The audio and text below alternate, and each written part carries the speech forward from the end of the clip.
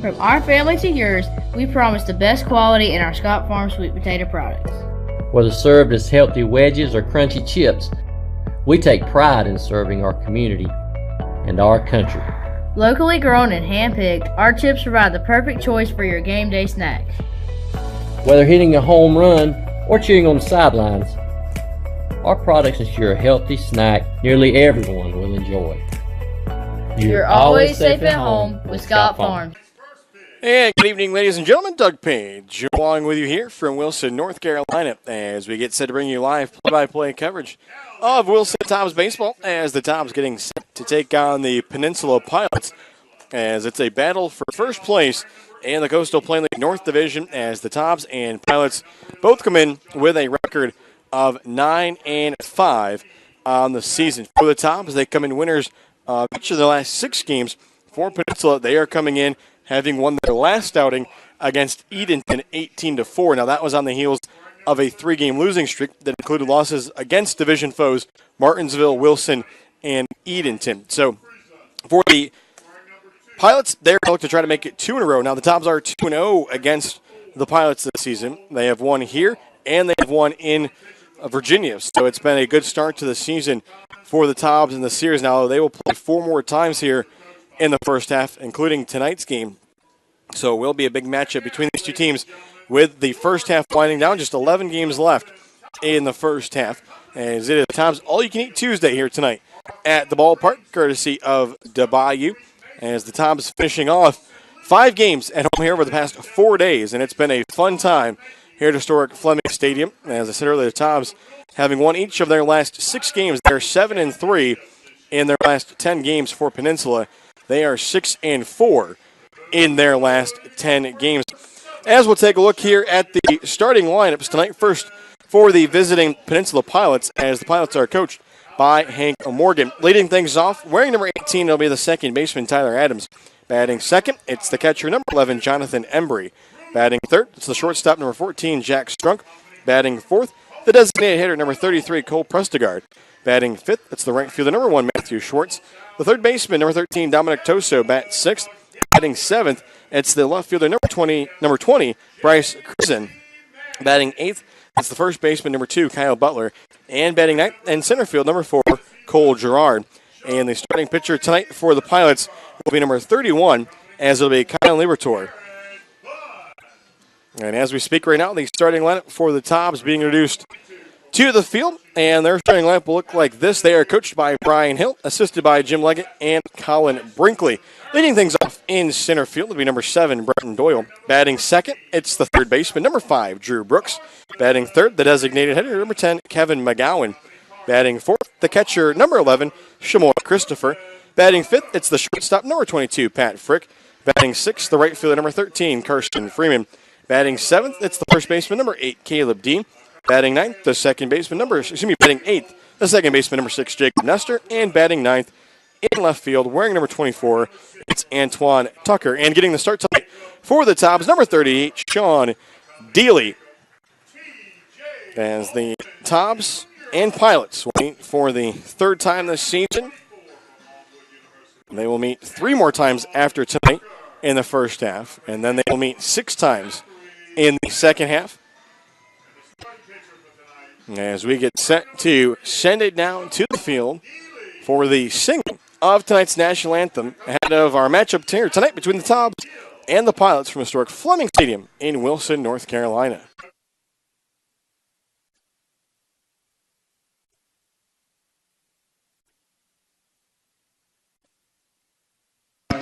Brian Hill from Sewanee University.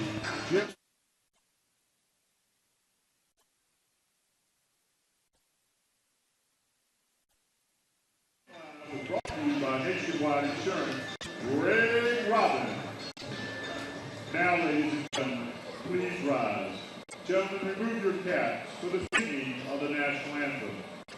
Tonight's anthem will be performed by Michael McCroskey.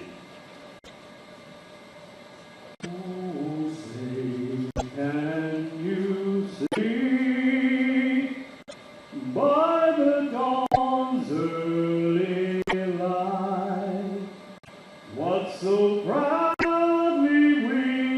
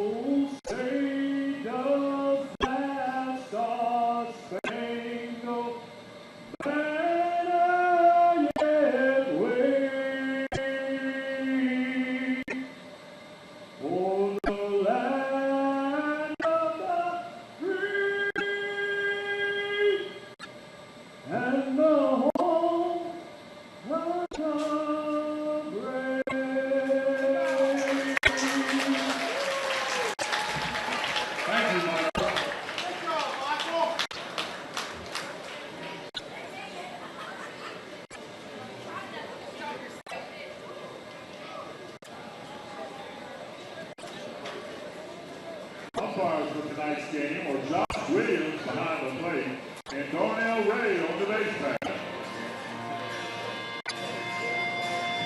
I'm sorry, Darnell Ray behind the plate and Josh Williams on the base path.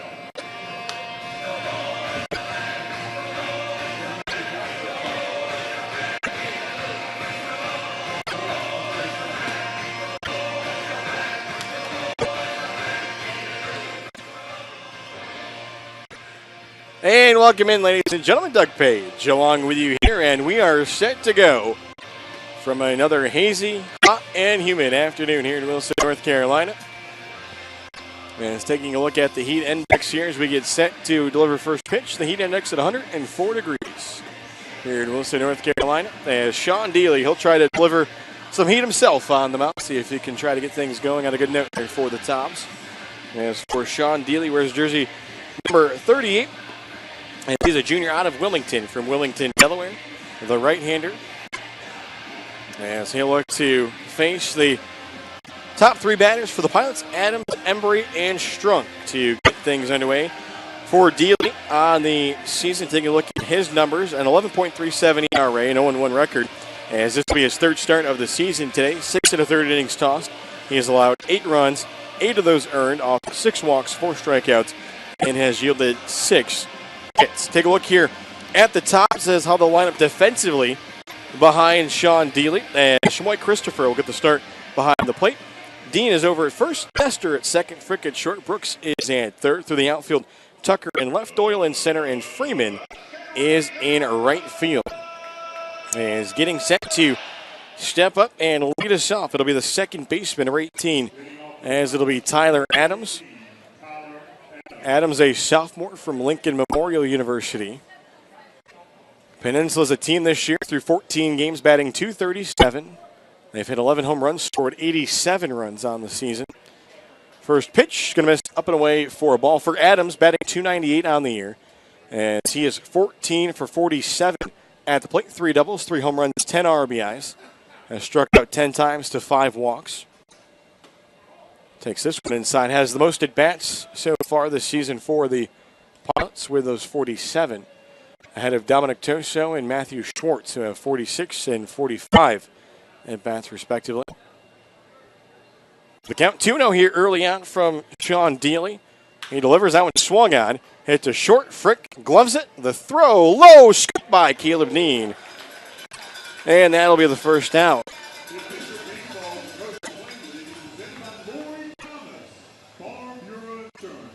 So that'll bring up the catcher, as it'll be number 11, Jonathan Embry.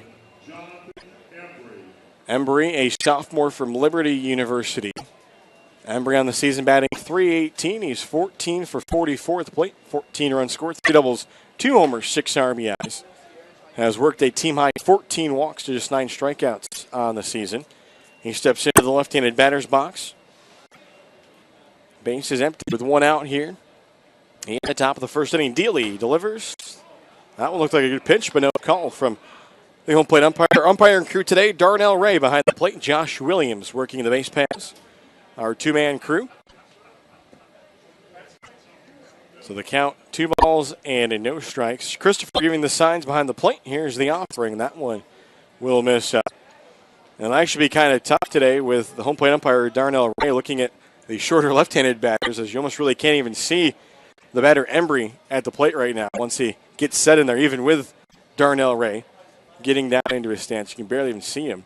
3-0 pitch is going to miss. So it'll be a 4-pitch walk, and for Jonathan Embry, that'll be his team-leading 15th walk of the season. And it will be a 1-out base runner. So that'll bring up the shortstop, Jack Strunk. For Strunk, a junior from Creighton. As for Strunk on the season, he is batting .133. This one is getting away from Shamoy Christopher, and he can't pick it up. So heading down to second will be Embry. He was off and going the minute that he saw that was going to get away from Shamoy Christopher. So for Jack Strunk on the year, said .133 batting average. He is 2 for 14 at the plate with one double, one run scored, does have 2 RBIs. So now he bats here with a runner in scoring position.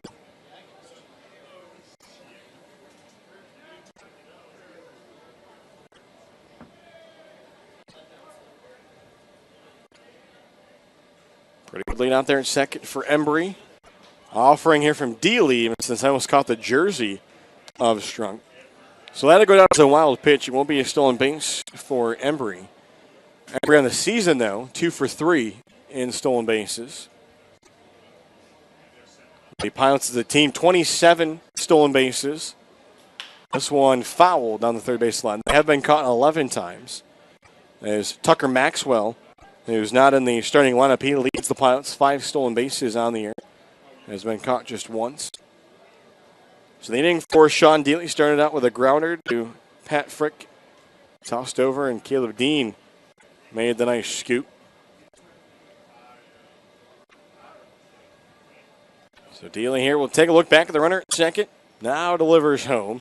That one swung on. A blooper out to left. Tucker ranging in to make the catch. And there's 2 away. So nice job there by Antoine Tucker getting the start in left field. So that'll bring up the designated hitter, number 33, Cole Prestegard. And it's Prestegard, a junior from Troy University. As Prestegard on the season batting .353. As he is 6 for 17 at the plate with a home run, 3 RBIs. Has worked 6 walks, struck out 6 times, and scored 8 runs. .522 on base percentage and a .529 slugging percentage for Prestegard. Out of the left-handed batter's box from Troy. This one misses outside. That'll even the count up. Add a ball and a strike. The catcher, Jonathan Embry, still stands out at second after his one-out walk and then the wild pitch. Moved him down to second. Breaking pitch there, going to miss low. So a righty-lefty matchup here.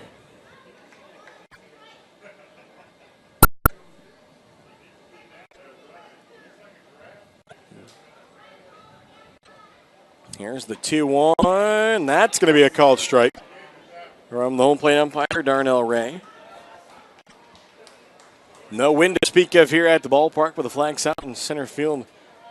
Standing straight down, the only breeze being generated by the fans here at historic Fleming Stadium. The 2-2 pitch is going to get past Chamoy Christopher. Goes all the way to the backstop. As the runner, Embry, will move over to third. And the count is now full 3-2. So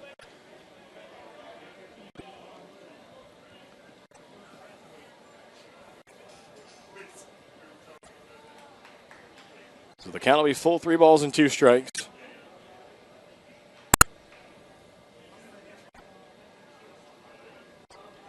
Here's the offering. That one swung on into the glove of Jacob Nestor, who comes down and says, "Look what I found." So that will end the inning as Embry will be stranded at third on the L4. So that'll send us to the bottom of the first inning. I'd like to thank our exclusive partners of Wilson Tobs Baseball, Thomas Law Attorneys, Greenlight, and Emerge Ortho.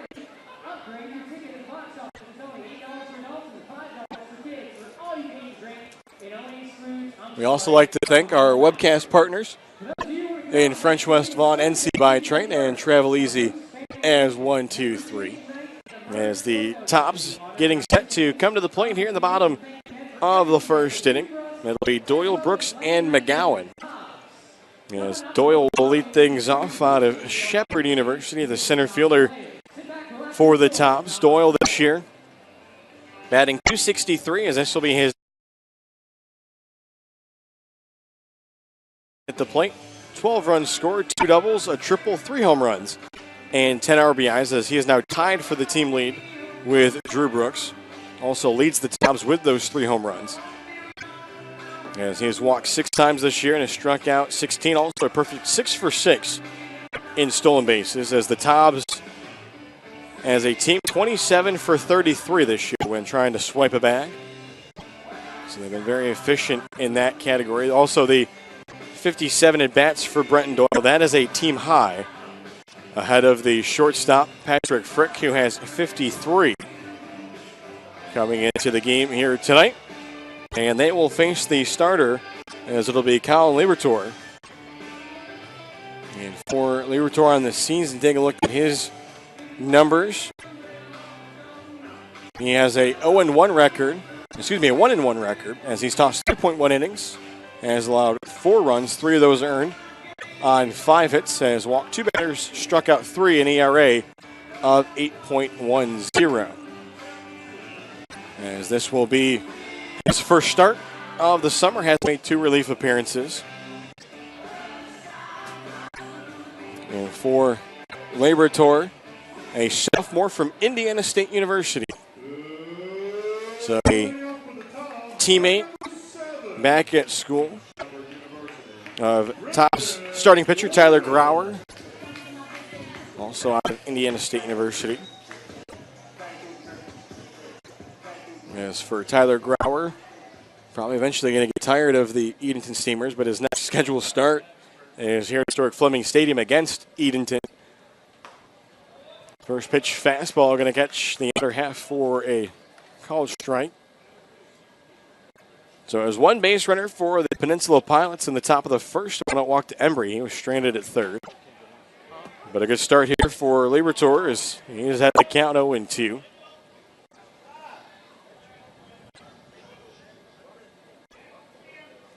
Also give you a look here at the Pilots defensively. The 0-2 pitch is going to miss for a ball.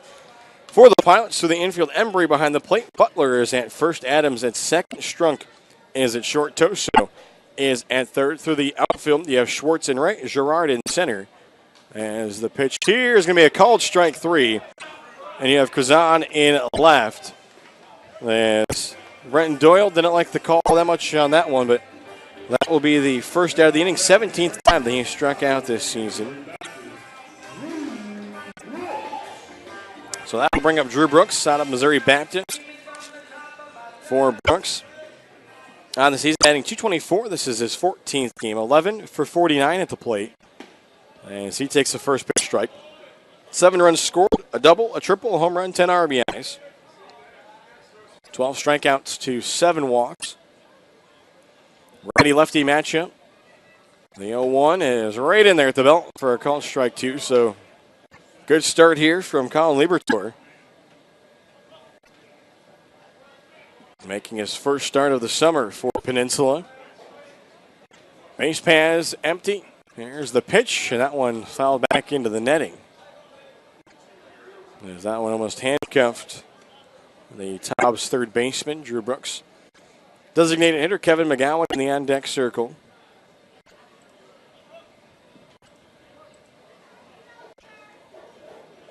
A catcher, Embry, going through the signs. Here's the 0-2, and that one is chopped fouled on the first baseline.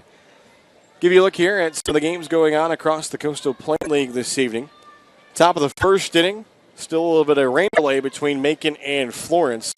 Bottom of the second inning, Holly Springs a 1-0 lead against the Wilmington Sharks. Another 0-2 pitch, going to miss in the dirt. Good take there by Brooks. Top of the first inning, Gastonia out against Ashboro 1-0. Bottom of the first, exhibition matchup between Forest City and Catawba Valley. No score there. Top of the second inning, Savannah has a 1-0 lead against Lexington County. And top of the first inning, High Point Thomasville at Martinsville. No scores. The ball here is hit to left, and that one will be caught by Kazan out there and left.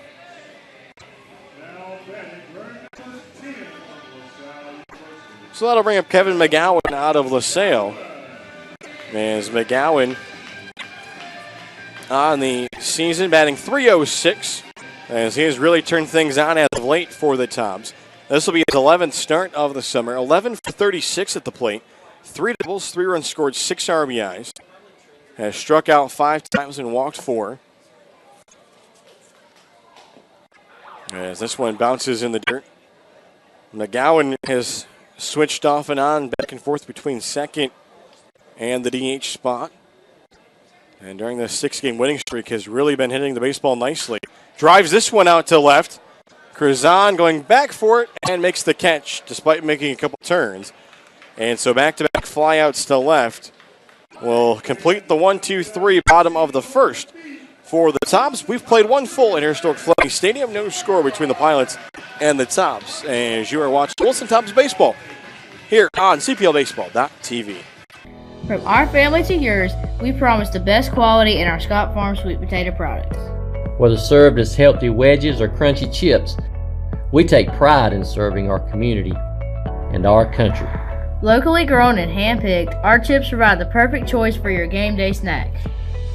Whether hitting a home run or cheering on the sidelines, our products ensure a healthy snack nearly everyone will enjoy.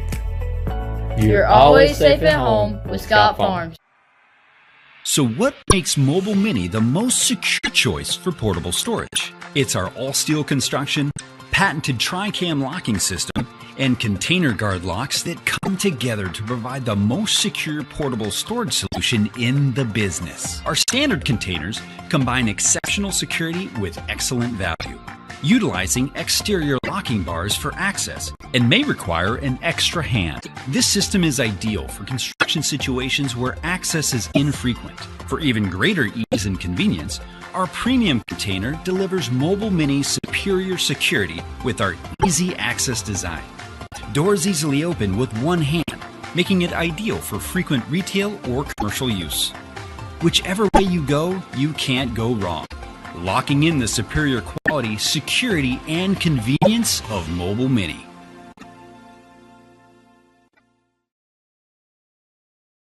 And we get set here for the top of the second inning. No score between the Pilots and the Tobs. Here from historic Fleming Stadium in Wilson, North Carolina. The Tobs will be on the road tomorrow as they will face the Wilmington Sharks before returning home on Thursday, June 21st, as they will host the Edenton Steamers. It'll be Emerge Ortho and our host family appreciation night here at the ballpark, along with Throwback Thirsty Thursday.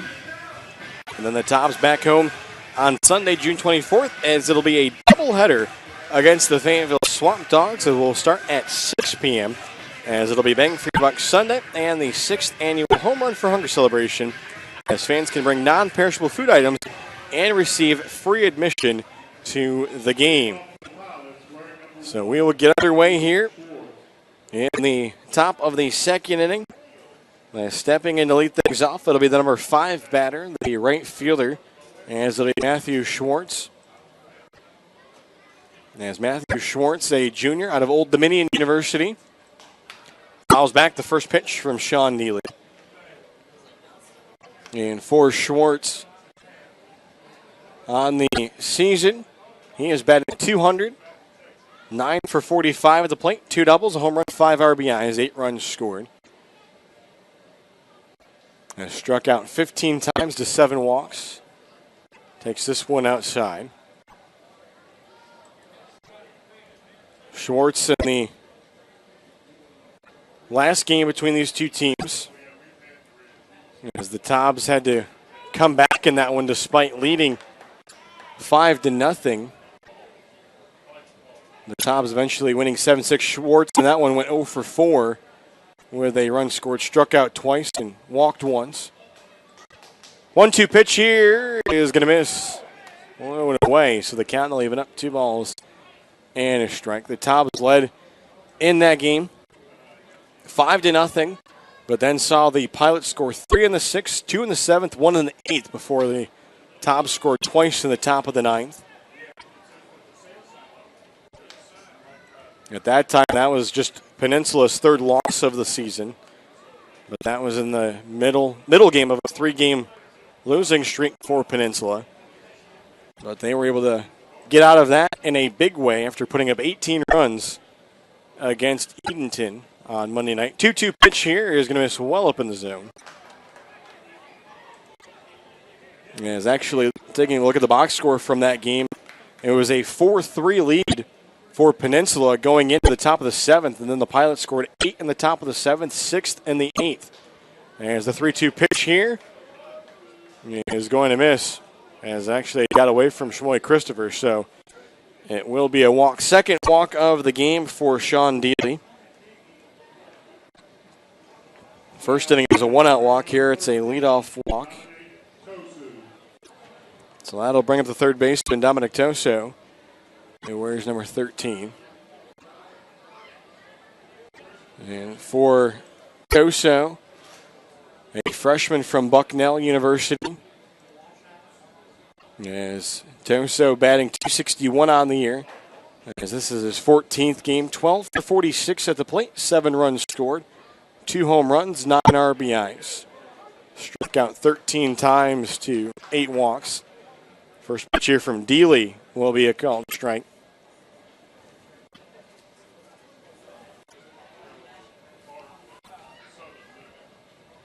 And a fake run over at first, but this one driven down the right field line. If it's fair, it's trouble. It is. Freeman will get to it as it bounces to the wall. They're going to send the runner around third, but now they throw on the brakes. And so it'll be runners at second and third as Schwartz was flying around third, but throwing up the brakes there was the third base coach for the Pilots. So they have runners in scoring position here with nobody out, looking to try to take the early lead. As Toso went down the right field line. That'll bring up the left fielder, as it'll be Bryce Krazan, as a strike going to be called here.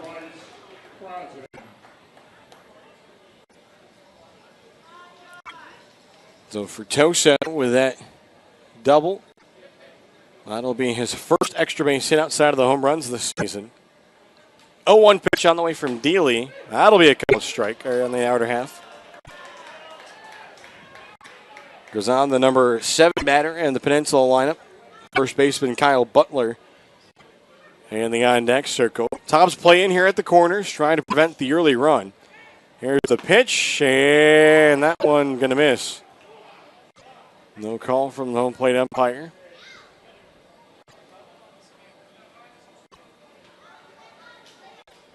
So the runners will lead from second and third. And that one fouled, is just getting a piece of it. That was Krazan, so that'll go to the backstop. So the double from Toso, the first hit of the game for Peninsula. With the 2 walks that Dealey has allowed here so far on the season, that is going to give him now 8 walks. As this one fouled off over towards the Pilots dugout.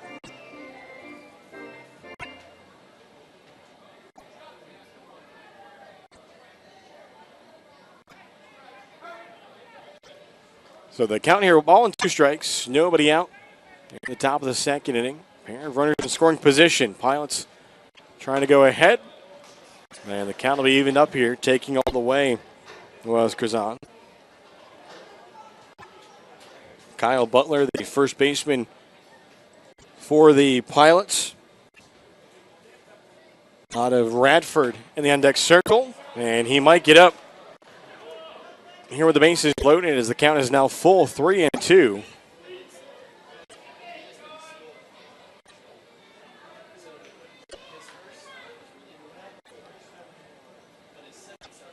So here's the 3-2 pitch. That one swung on. Sky down the left field line. Trying to get to it is Tucker, but he'll pull up. And so that will bring up another 3-2 pitch. One away here in the top of the second inning. The Tobs went 1-2-3 at the plate in the bottom of the first against the starter Colin Liebertor. Here in this inning, it's been a walk and a double. And the payoff pitch is in there, called strike 3. Darnell Ray rings down the hammer on Bryce Krazan, and that will send him back to the dugout. So with 1 away, that will bring up the first baseman, Kyle Butler.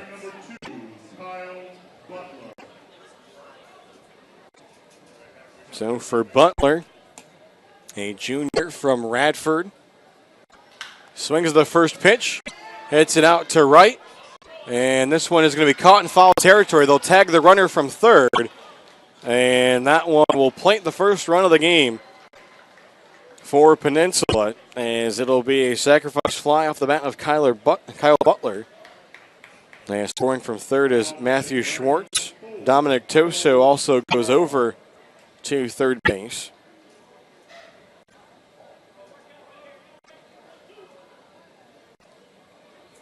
So that'll bring up the center fielder, Cole Girard. Girard on the season for the Pilots, batting .139 as he is 5 for 36 at the plate with a double, 6 runs scored, 3 RBIs. Here's the 1-0 that he sees from Dealey, and that'll miss outside. So the sacrifice fly there from Butler, that'll be his 6th RBI of the summer, and it'll give the Pilots a 1-0 lead. And Girard, the number 9 batter, trying to keep the inning going. Seeing if he can play Toso from third. Dealey's 2-0 is fouled right off the mask of Shmoy Christopher. So the home plate umpire, Darnell Ray, will walk this baseball out to Dealey.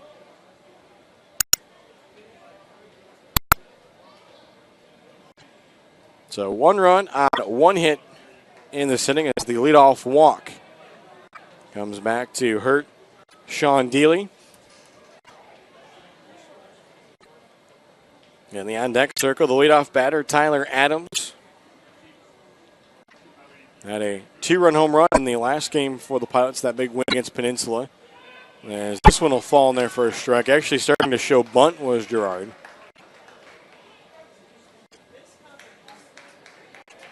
Cole Girard, a sophomore from Lamar University. Finds himself in a 2-2 count. Here's the pitch from Dealey. It's swung on, and that'll be fouled off the ballpark down the left field line. The Tobs in the bottom of the second. They'll have their 4, 5, and 6 batters, Christopher, Frick, and Freeman. Sean Dealey trying to keep it at just the 1 run. Here's the 2-2 again. It's swung on back up the middle, and that'll be an RBI single. As Dealey couldn't grab it, and too far over in the hole was Nestor. And so the second hit of the game puts the Pilots up by 2. As for Cole Girard, that'll be his 4th RBI and his 6th hit of the summer.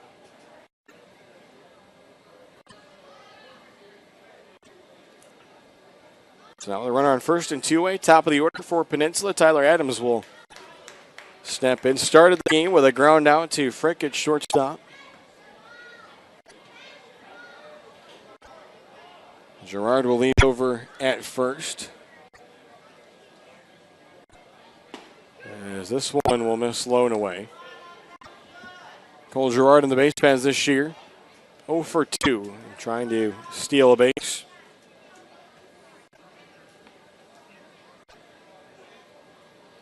Here's this one, it's in the dirt. And Christopher kept it in front of him, then tosses it back out.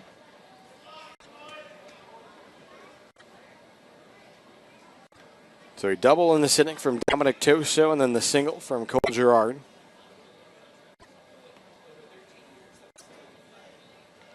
There's this one, giving a ride out to left, but luckily right at Antoine Tucker.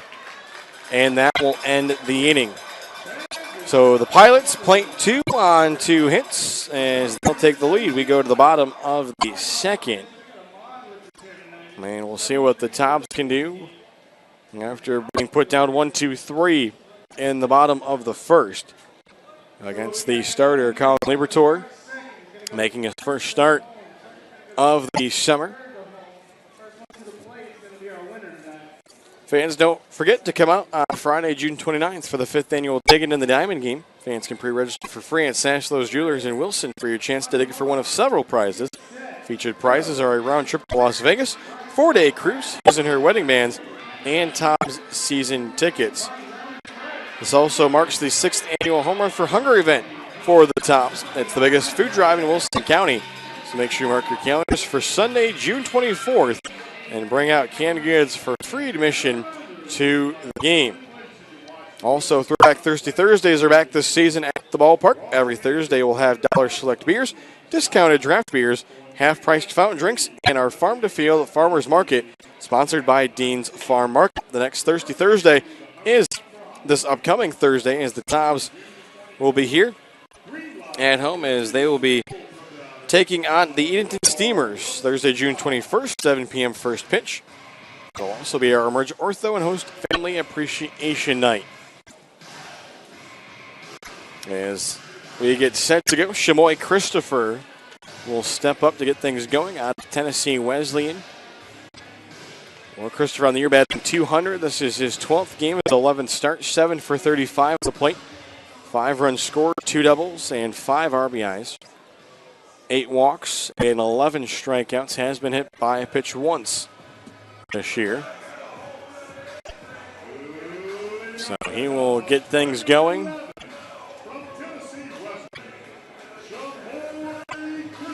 As he'll get ready in the left-handed batter's box. Tobs is a team this year batting .238. They've scored 77 runs in their 14 games. Here's the first pitch from Libertor, and that was up and away. So it'll be Christopher, Frick, and Freeman. And this one will be a called strike on the inner half of the plate. For Shamoy Christopher, here in the month of June, 10 games, 7 for 31 at the plate. And it's weird taking a look at his stat lines in Tobs wins when he's in the lineup compared to Tobs losses when he's in the lineup. The 1-2 pitch here is just going to miss inside. So in Tobs wins this year, he is 5 for 26 at the plate with 2 doubles, 5 runs scored, and 3 walks. In losses, he's just 2 for 9, no runs scored, and has struck out 9 times. So it's usually good when Shamoy Christopher can get on base and score runs. For the Tobs, the count is now full here. 3 balls and 2 strikes leading off the bottom of the second inning. The pitch from Libertor is going to be swung on and missed for the first out of the inning. Second strikeout of the game for Libertor. Now batting wearing number 22 for Patrick Frick. So that'll bring up the shortstop, Patrick Frick, out of Wake Forest. Righty-righty matchup. And that one swung on, and that'll be a short dribbler to second. And a throw almost offline there from Adams, but he's able to get over to Butler in time for the second out. So that'll bring up Carson Freeman out of East Stroudsburg. Freeman on the season batting .216. This is his 12th start, 13th game, 8 for 37 at the plate. Home run, 7 RBIs, 2 doubles, 8 runs scored. Swings this one, and that'll be through into center field. Gets past the second baseman Adams, and the Tobs have their first hit of the night. Thanks to Carson Freeman in the number 6 spot. So that'll bring up Caleb Dean, the first baseman for the Tobs. Out of Missouri Baptist and Killeen, Texas. Caleb Dean on the season, batting .206, his 10th start of the season, his 12th game overall, 7 for 34 at the plate, with 3 doubles, a triple, 7 RBIs. The tough number for him this year has been the 14 strikeouts compared to just 1 walk at the plate. That's in the number 7 spot. Takes this one low and away.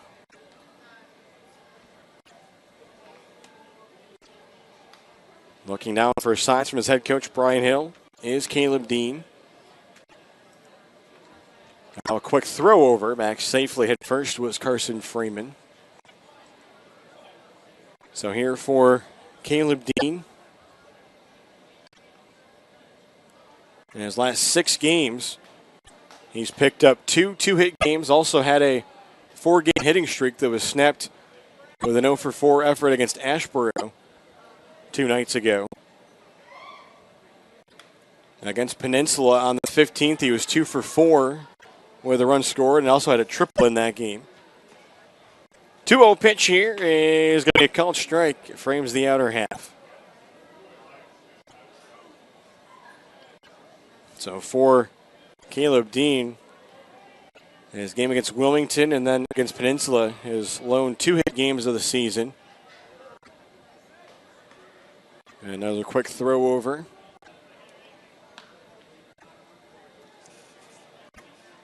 Because it was a tough start to the season for Caleb Dean. Started 0 for his first 14 from the plate before he finally picked up his first hit in a 5-3 loss at Morehead City. Follows this one out of play, first base side. So the count will stay 2's wild here on the scoreboard with 2 away. In the bottom of the second inning, Tobs with the runner at first, trailing 2-0. Here's the pitch, and that one again fouled out of play. Get it back going here between Dean and Liberatore. Second baseman Jacob Nestor in the on-deck circle. Nestor from Catawba. Quick throw over. And Freeman back safely for Carson Freeman on the base pass this season. 3 for 3 in stolen bases. So he does have some speed. 2-2 pitch is swung on over the glove of the shortstop, struck into center field, and it's back-to-back 2-out singles for the Tobs. So Caleb Dean quickly gets back into the hit column after his 0 for 4 effort against Asheboro. And that'll bring up Jacob Nestor from Catawba. For Nestor, on the season batting .300, his 9th start, his 10th game, 9 for 30 at the plate, 7 runs scored, a double and a triple to go along with 5 RBIs. Takes the first pitch here for a ball.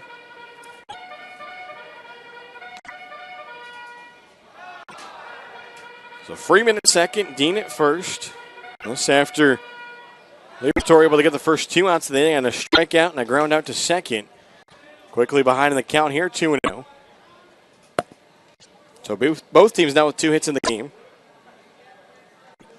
Pilots got both of theirs in the top of the second.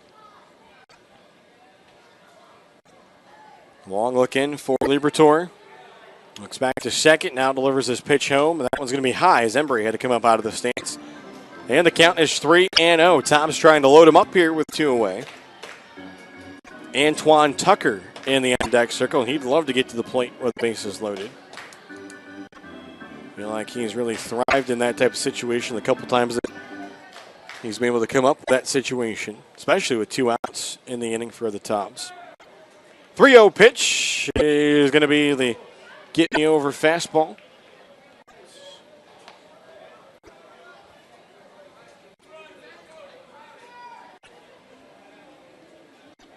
The Pilots not holding the runners out, and they take their leads. Here's the 3-1, and that misses ball 4, and that's like that. The bases are loaded for the Tobs. So for Nestor, that will be the 8th time that he has walked this season. And so that'll bring up Antoine Tucker out of Longwood University. For Tucker on the year, batting .333. This is his 12th start. 10 for 30 at the plate, 7 runs scored. 3 doubles, a triple, 7 RBIs. Getting the start in left field tonight. Number 9 batter.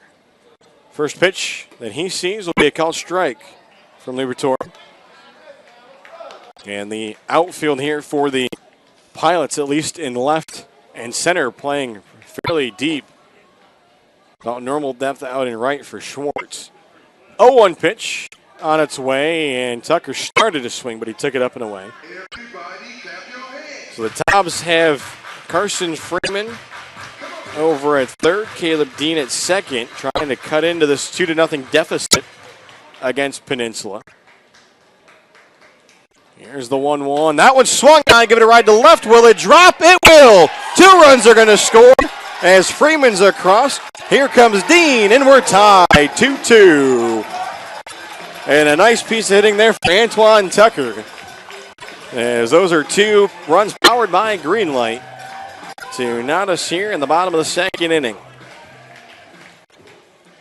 So for Antoine Tucker with the 2 RBIs, those will be RBIs number 8 and 9, and it'll be hit number 11 for him on the summer. So back to the top of the order as Bretton Doyle will step in. Struck out his first time up. First pitch, that'll be in there for strike just above the knees. So this rally for the Tobs starting after 2 outs. Christopher struck out, Frick grounded out. Singles from Freeman and Dean. Then the walk to Nestor, as this 1 will miss up in the zone. Maybe a quick update from some games across the Coastal Plain League. Top of the 4th inning, Holly Springs has taken a 4-0 lead against Wilmington. Bottom of the 2nd, Gastonia up on Ashboro 4-2. 1-1 pitch is swung on, a chopper to short. They'll go the short route, and they will get the out. And so the Tobs will tie up the score here, 2-2.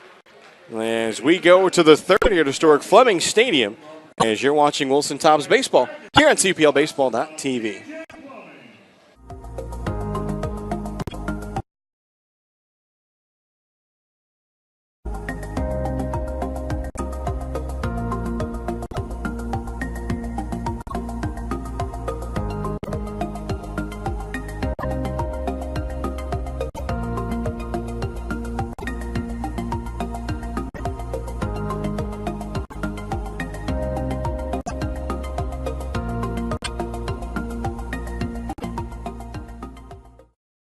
From our family to yours, we promise the best quality in our Scott Farm sweet potato products. Whether served as healthy wedges or crunchy chips, we take pride in serving our community and our country. Locally grown and hand-picked, our chips provide the perfect choice for your game day snacks. Whether hitting a home run or cheering on the sidelines, our products ensure a healthy snack nearly everyone will enjoy.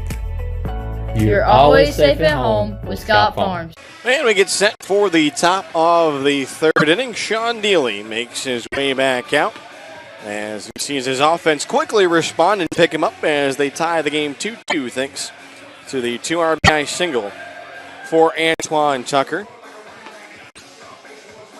And Tobs fans, be sure to join the Tobs after the game on Thursday, June 21st for Late Night with the Tobs at Buffalo Wild Wings. Buffalo Wild Wings, the official sports bar of the Wilson Tobs. Also, every Thursday, they need to paint the park pink night on Thursday, July 26th. The Tobs will be holding a silent auction for players' pink jerseys. All proceeds will benefit the Wilson Community Health Center for those women who cannot afford mammograms.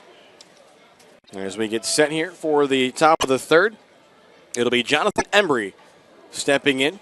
The catcher batting in the number 2 spot.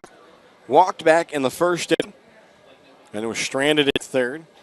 Takes this first pitch for a called strike. He advanced to 2nd on a wild pitch and would do so to 3rd base.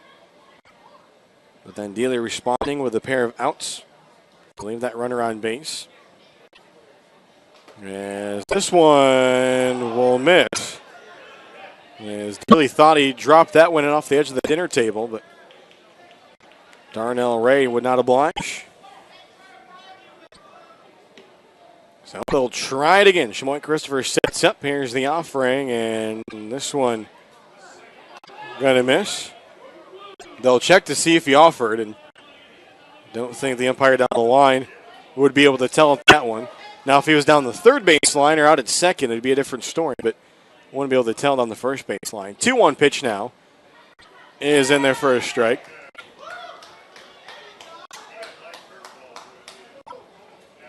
Jack Strunk in the on-deck circle for Peninsula.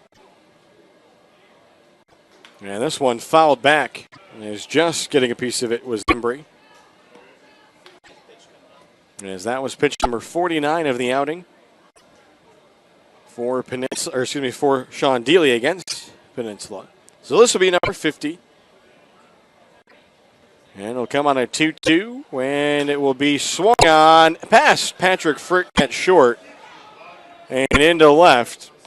And that will be a leadoff base runner here for the Peninsula Pilots.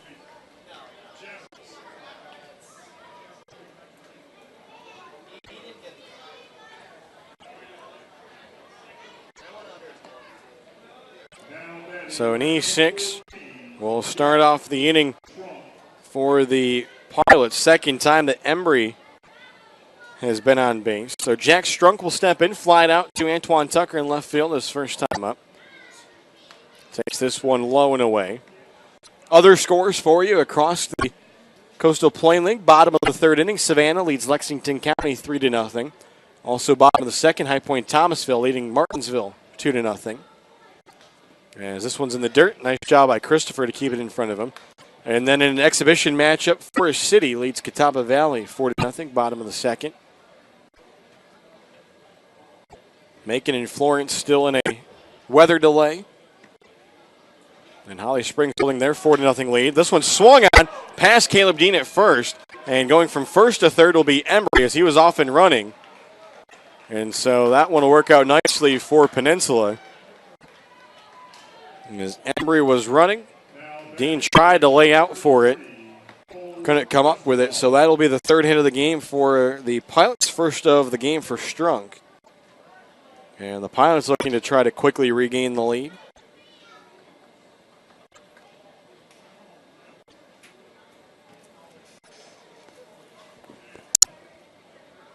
So that'll bring up the designated hitter as it'll be Cole Prestegard.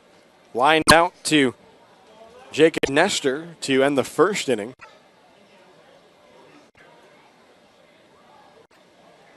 Prestegard will step in. Game even now, right now, 2-2. As this first pitch going to be a called strike. Matthew Schwartz, the right fielder in the on-deck circle. Runners will take their leads from the corners. Dealey's offering is going to be in there for a called strike 2.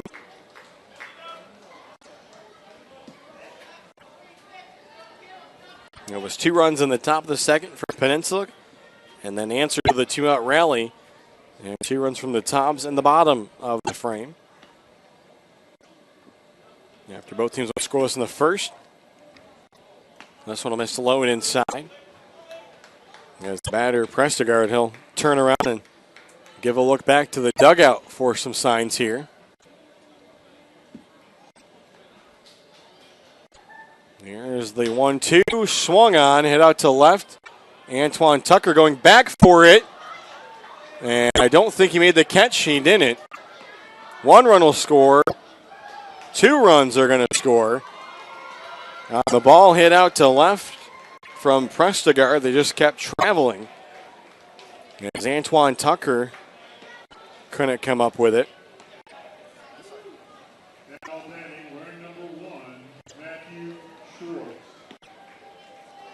And so that will give the Pilots the lead back,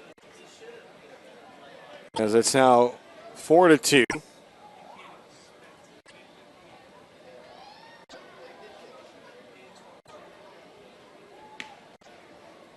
So that'll bring up the right fielder, Matthew Schwartz. First pitch to him in the dirt. So Christopher keeping it in front of him. Tobs do have a pair of pitchers warming up down in the bullpen. As it looks like Peninsula sending a pitcher down that way. Leading off second, Prestegard. This one will miss down low to Schwartz. He's already been on base once in this game, walked back in the second, and then came around to score on the sacrifice fly from Kyle Butler. Still nobody out in the inning. And this one will miss up and in the count. Now 3-0. With Dominic Toso in the on-deck circle. Daly will take a look back to second. The pitch. That one's in there for a call strike. Taking all the way with Schwartz. So 2 runs in each of the last 2 innings for Peninsula. And this one will miss for ball 4. And so the count will go in the favor of Schwartz as he heads down to first. As each of the first 4 batters of this inning have reached base. Second time in this game that Schwartz has walked, and that's going to bring head coach Brian Hill out of the Tobs third base dugout. And he is going to take the baseball from Sean Deely as Deely will head out. And so that will bring Cody Smith into the game. As for the Tobs, they'll have the Farm Bureau Insurance agent Lori Thomas called to the bullpen. Agent Lori Thomas always there for you when called upon. As there's still no outs here in the top of the third inning. Each of the first 4 batters of this inning have reached base for the Pilots. So Cody Smith will start his warm-up pitches. Recent graduate of Chowan University. Yes, he will throw to Shamoy Christopher. Give you the numbers on the air for Cody Smith. The 3.38 ERA. This will be his 7th appearance of the summer, all in relief. He's tossed 5 1/3 innings, allowed 2 runs on 4 hits, has walked 7 batters, and struck out 6. Yes, he will be the second pitcher of the game for the Tobs.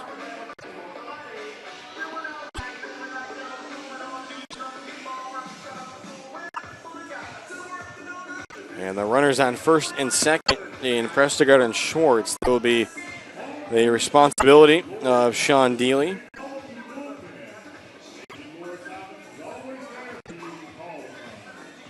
And for Cody Smith, the first batter that he'll face will be Dominic Toso. As Toso had the double in the second inning. And then he would come around to score on the single from Cole Gerard. So the Tobs here will play in at the corners with Brooks and Dean on the edge of the infield grass. First pitch is going to miss outside. So 4 runs, 4 hits, no errors in this one for Peninsula. 2 runs, 3 hits, 1 error for the Tobs. 1-0 pitch is swung on and missed. A fastball that Toso not able to catch up with.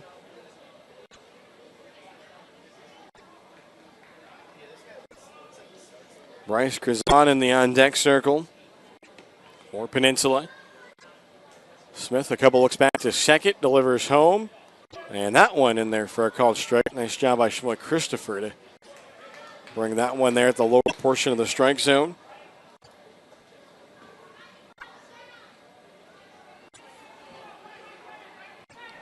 Pilots have retaken the lead here in this top of the third inning. This one misses well over into the left-handed batter's box. Shmoy Christopher was able to corral it.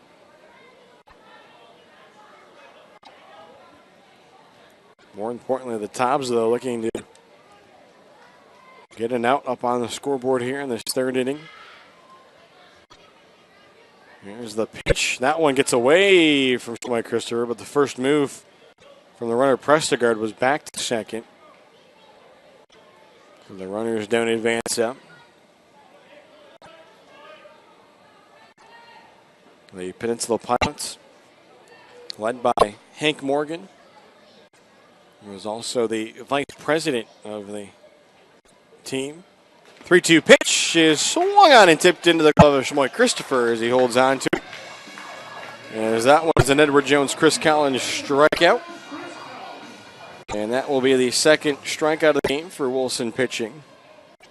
First for Cody Smith. That'll bring up the left fielder. As it'll be Bryce Krazan, who will watch this one miss low.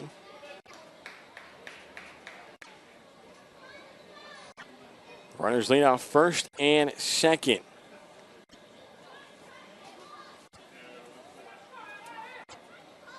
Here's the signs from Christopher. Tried to frame it on the lower outer half. Couldn't.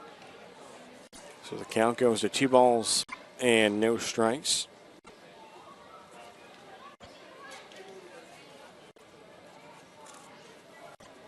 The tall left-hander, Cody Smith, will look over the runner at first. Now back to the runner at second. There's 2-0 was swung on. As that one is hit out to center. The catch will be made by Doyle. He'll quickly get it back in, and the runners will hold as there's now 2 away. So that'll bring up Kyle Butler. Won't be any sacrifice RBI opportunity for him here this time, like he had back in his first at bat in the second inning. Got the fly ball down the line to Freeman. Lefty-righty matchup. Pitch here is swung out and fouled out of play, first base side. Fans, be sure to join us Thursday, July 19th for the Tobs Military and Local Heroes Appreciation Night. Veterans can attend the game for free, while active military, 911 telecommunicators, police, and fire department members will receive discounted tickets. Come out and show your support for your local heroes. Again, that's on Thursday, July 19th. And the 0-1 pitch in there for a called strike, 2. Cody Smith trying to get his team out of the inning after the 2-run double from Cole Prestegard. Here's the pitch home. That one fouled off. Butler able to fight that one off. He had to lean out over the plate. Center fielder Cole Gerard in the on-deck circle. We play here in the top of the third inning. It's starting to take some effect here in Historic Fleming Stadium. Pitch here doesn't break in for Smith. Stays over into the left-handed batter's box.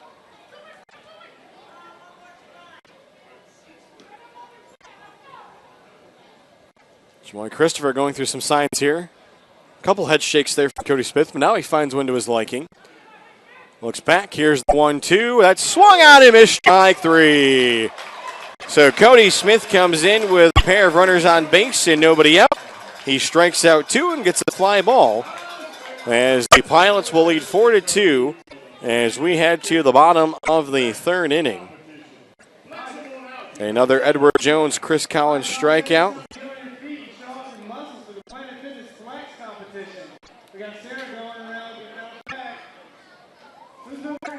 Hey, Tobs fans, get ready to hit the rails this summer with NC Buy Train. Hop on board 12 stations from Charlotte to Raleigh and skip the hassles of parking and traffic while enjoying Wi-Fi, outlets to charge your devices, and spacious seating. Book your travel today by visiting ncbuytrain.org. Again, that's ncbuytrain.org. Go connect. Fans, also remember the Tobs will be holding 2 more R.A. Jeffries Band Series nights, where there will be a band playing either when the gates open or starting immediately following the game. As the R.A. Jeffries Band Series nights that will be remaining are July 19th and July 26th. Is back out there to warm up for the bottom of the third inning. The starter, Kyle Liebertor, as he did allow the 2 runs in the second inning, but worked a 1-2-3 first inning. He will face the 2, 3, and 4 batters for the Tobs here, as it'll be Brooks, McGowan, and Christopher. As in this one, the 1 through 5 batters have yet to be on base for the Tobs. It was the 6 through 9 batters who were able to get that 2-out rally going for the Tobs in the bottom of the second, and we'll need another 2-run rally here. First pitch from Liebertor will be in there for a called strike. Brooks flying out to the left fielder. Krazana's first time up.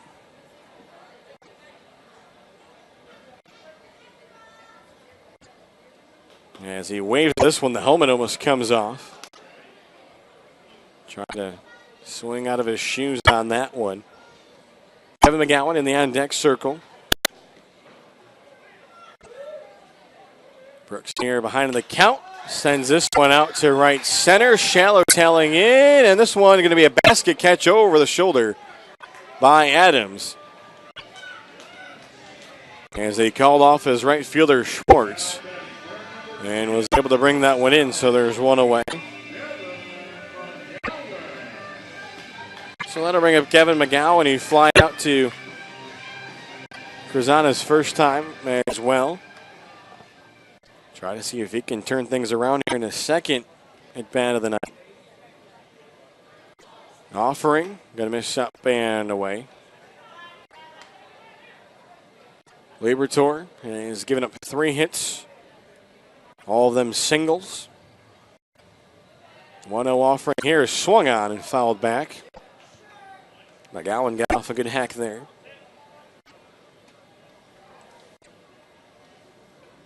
Holly Springs has extended their lead to 6-0 in the bottom of the 4th inning against Wilmington.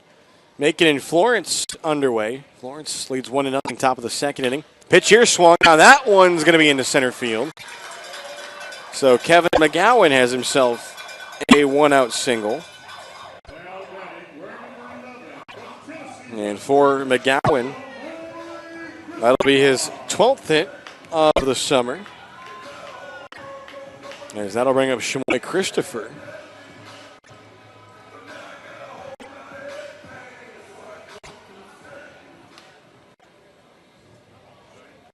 So Shamoy Christopher steps in to get ready. Struck out swinging his first time up. That started the 2nd inning.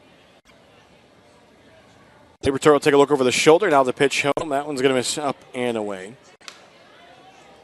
So for McGowan, picking up that hit. Taking a look here at his game log. Coming off a 2-for-4 outing against Ashboro. Also had a double and 2 RBIs in that game. As in his last 4 games, he's picked up now 7 hits in his last 5, had 6 in his last 4. Shamoy Christopher ahead in the count here, 2 balls and no strikes. And this one swung at and missed. Christopher swings right through it. Shortstop Pat Frick in the on-deck circle.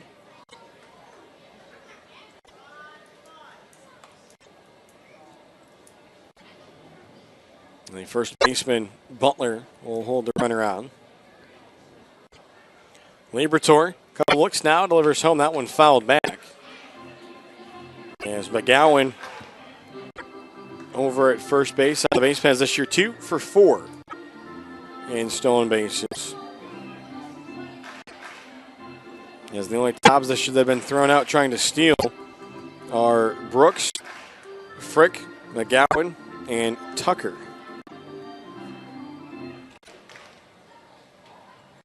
Righty-lefty matchup. 2-2 count. The pitch is swung on and missed. And Shamoy Christopher can't make contact. And so 2 away. That'll bring up Pat Frick. Frick quickly swinging in his first at bat. Grounded out to Adams at second. That was the 2nd out of the inning before the Tobs started their 2-out rally. Quick throw over here as McGowan back safely, stays up on his feet.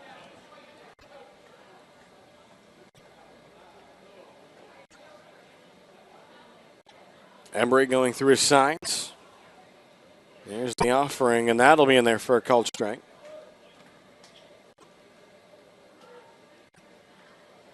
Colin Libertor trying to work through the 1-out single here in the 3rd inning from McGowan. Keep his team's 2-run lead intact. And this one is swung on down the right field line, but that one will get fouled. Frick trying to tuck that one in down the line. Unable to do so.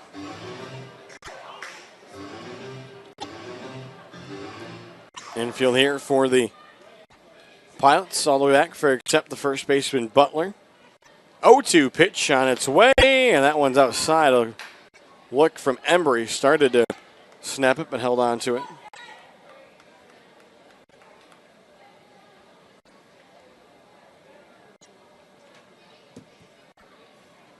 Carson Freeman in the on-deck circle for Wilson. 1-2 pitch now. That one fouled off, and Frick was out in front of that one.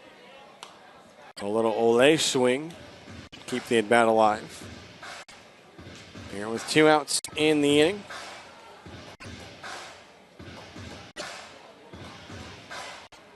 Tobs and Pilots coming into this one with identical 9-5 records.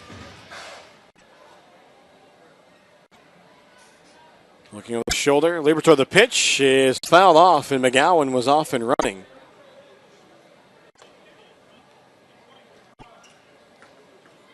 So having to go back to first will be McGowan.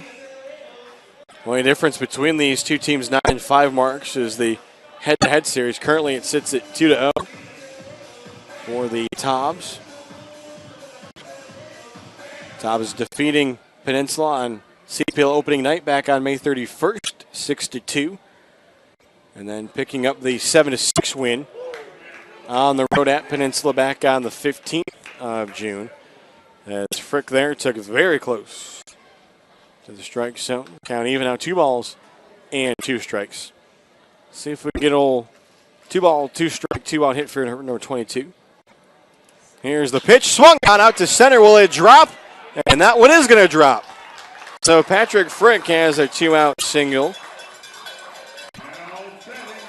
And that will be the 5th of the game for the Tobs. And so all 5 hits have come with 2 outs in this one. So that'll bring up Carson Freeman, who had the first hit of the game for the Tobs back in the bottom of the 2nd inning. He's ready to go into the left-handed batter's box, and this one will miss for a ball out of the hands of Liberatore. Bullpen quiet for Peninsula. There's now the infield back here from shortstop over to first base, just on the edge of the outfield grass. Third baseman just playing a couple steps behind. This one goes foul over on the third base side from Freeman, as the count will even up. So 4 runs, 4 hits, no errors so far for Peninsula. 2 runs, 5 hits, and 1 error for Wilson.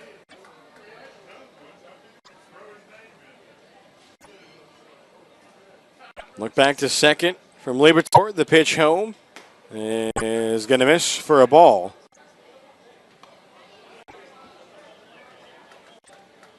Carson Freeman trying to get himself into a good hitter's count here. Displayed some power just a couple of games ago in the doubleheader against Martinsville here at historic Fleming Stadium. 2-1 pitch is swung on. He tried to display the power there. Wanted to put it over the wall in right field. But the count will be even up. 2 balls and 2 strikes. We'll see if Freeman can follow suit from what Frick did. And he picked up the single on a 2-2 pitch.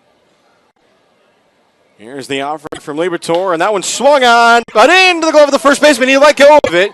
The toss, will it be in time? And it is, and Freeman pulled up there at the end. And he's got a little bit of a limp there with the left leg. So it looked like it was going to be gloved by Butler at first. And then it came out of the glove. But out of the box, Freeman hadn't gotten the best of jumps, and then had to try to avoid the pitcher at the bag. So unfortunately, the 2-out rally from the Tobs there will not come to fruition, as we will go to the top of the 4th. Pilots lead 4-2 as you're listening and watching to Wilson Tobs Baseball here on CPLBaseball.tv.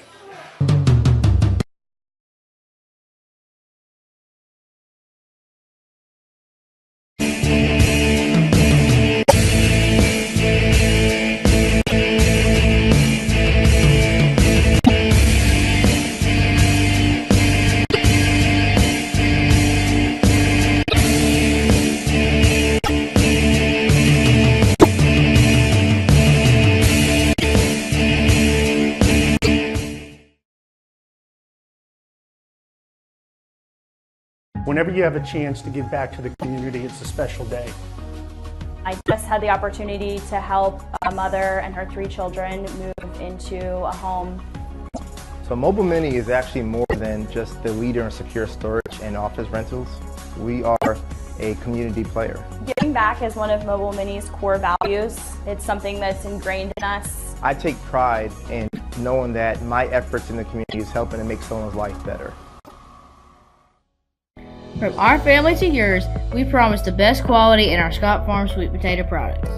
Whether served as healthy wedges or crunchy chips, we take pride in serving our community and our country. Locally grown and hand-picked, our chips provide the perfect choice for your game day snack. Whether hitting a home run or cheering on the sidelines, our products ensure a healthy snack nearly everyone will enjoy. You're always safe at home with Scott Farms. And a new pitcher on here for the Tobs to start the top of the fourth inning, as we will have another Farm Bureau Insurance agent, Lori Thomas, called to the bullpen, as it'll be number 21, as it'll be Gary Watkins, a right-handed junior from Missouri Baptist and Big Spring, Texas. Numbers on the year for Gary Watkins, a 2.08 ERA. This will be his fourth appearance of the summer, all in relief. He does have a 2-0 record, has worked 8 2/3, has allowed 3 runs, 2 earned off 7 hits, struck out 5 batters, and has walked 1. And he will face the 9-1-2 batters for Peninsula, Gerard, Adams, and Embry, as Cole Gerard steps in. 1 for 1 in the game with an RBI single back in the second. That play to Dominic Toso to give the Pilots at the time a 2-0 lead. They now lead it 4-2.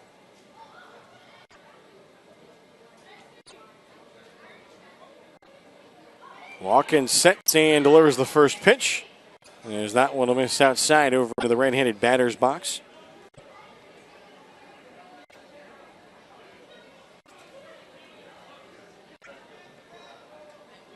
So from the left-handed batter's box, Gerard gets set. Stepping towards the back portion of the batter's box. As the count will be now 2 balls and no strikes.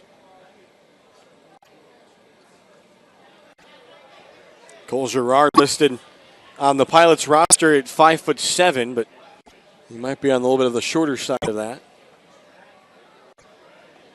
Watkins getting ready to deliver a 2-0 offering. And that one fouled off of the home plate umpire. But Darnell Ray able to shake it off.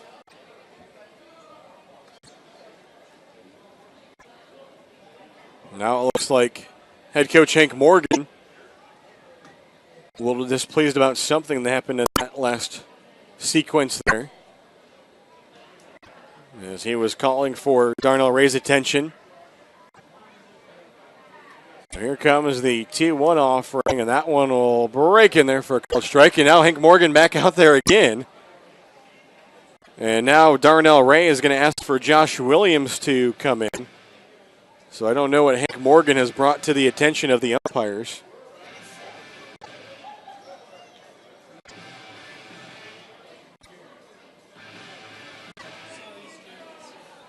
So the umpires had got together. I believe Hank Morgan wanted maybe a balk to be called on Gary Watkins. He has a little bit of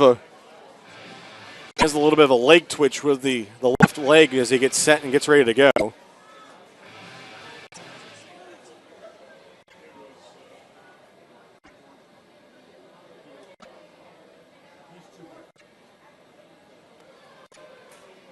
So Watkins will get set here. The count, 2 balls, 2 strikes. Nobody out, nobody on base for Peninsula.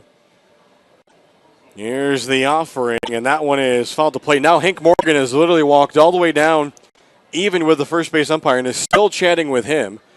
Apparently he's now giving him umpiring lessons on to how to look for a balk.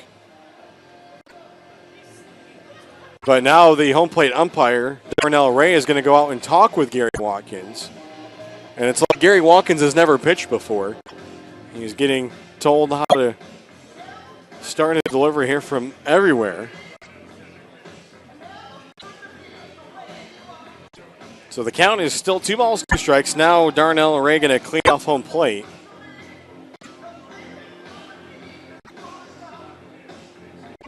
As we work here in the top of the 4th inning. Still 2 balls and 2 strikes to the number 9 batter, Cole Gerard, leading off the inning. Now Watkins has stopped the little left leg twitch. And this one breaks up and away. So now it looks like they've gotten Watkins out of his rhythm. The count full, 3 balls and 2 strikes. We'll see what they do here with a count full. Here's the offering, and that one is swung on and foul tipped, and the glove of Shmoy Christopher came off. That one might have actually ricocheted and got him up on the wrist as I believe Girard had just got a piece of it. Head coach Brian Hill and the training staff quickly out of the dugout. So I think probably with the ricochet off the bat, that one probably caught Christopher right on the wrist, just above where obviously the glove would end. He seems to be in a little bit of pain. So hopefully Hank Morgan is happy now with having to change the mechanics of Gary Watkins. Looks to have a little bit of a smile on his face down there in the dugout. So. And Shamoy Christopher gets looked to. He'll give some time here from the home plate umpire, Darnell Ray.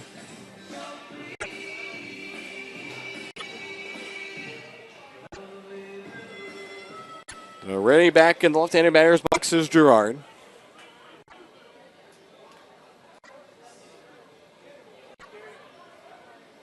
And we'll have another 3-2 pitch. The last one was fouled off by Girard. Here's the offering. Swung at him, is strike three. Hopefully Hank Morgan was there to look at that one as Girard walks back to the dugout. As that will be the first out of the inning.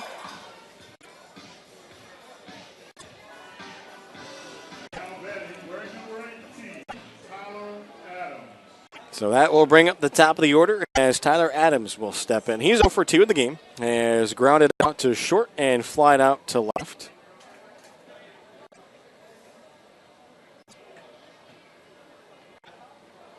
So a righty-righty matchup here now for Watkins. Shamoy Christopher will go through the sides. Here's the offering. That one will break in, but miss off the inner half of the plate.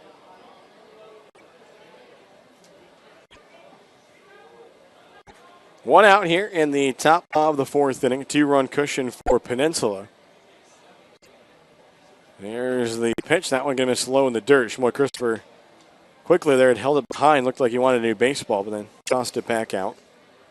Catcher Jonathan Embry in the on-deck circle. He's been on base twice tonight. He's reached on a walk and an error. Yeah, this one swung on. Head out to right. Freeman going back. Will he be able to get it? Nope, it's over his head. And heading for second is going to be Adams. He made a turn, but he'll stop at second. And so that will be a one-out double for Tyler Adams, his first hit of the game, 5th hit of the ball game for the Pilots.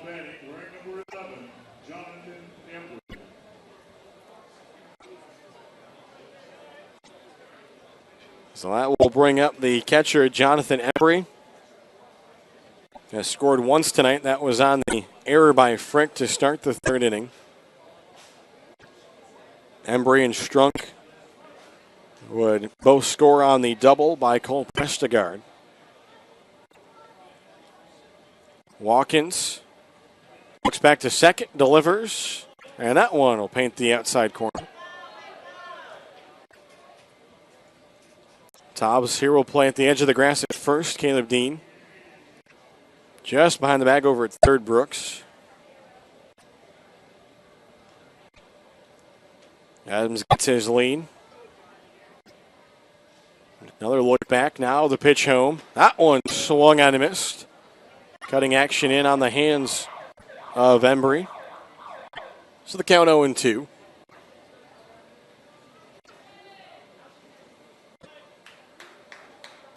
Tobs went scoreless in the bottom of the third inning after picking up a pair of singles from McGowan and Frick. 0-2 pitch is on its way, and that one swung on, giving a ride on the left field line, but that one will be foul. Excuse me, around the right field line, not left field line. So the count will hold it 0-2. As that one over towards the bullpen of the Pilots, as they have a pitcher down there that was starting to stretch out. Count holds here at 0-2. To the batter, Embry. The offering is swung on, and again a rocket down the right field line to the bullpen.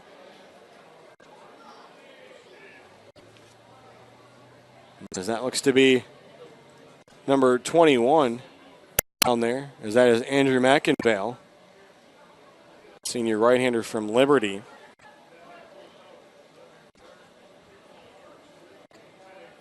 So this will be the third 0-2 pitch to the Peninsula catcher with a runner out at second and one away here in the top of the fourth. Watkins sets and delivers. That was swung on, and that'll be past the shortstop Frick. And Antoine Tucker will quickly get it back in. And so it'll be runners on first and third, as Adams will move over. Sixth hit of the game for the Pilots, as Embry's been on base all 3 times tonight.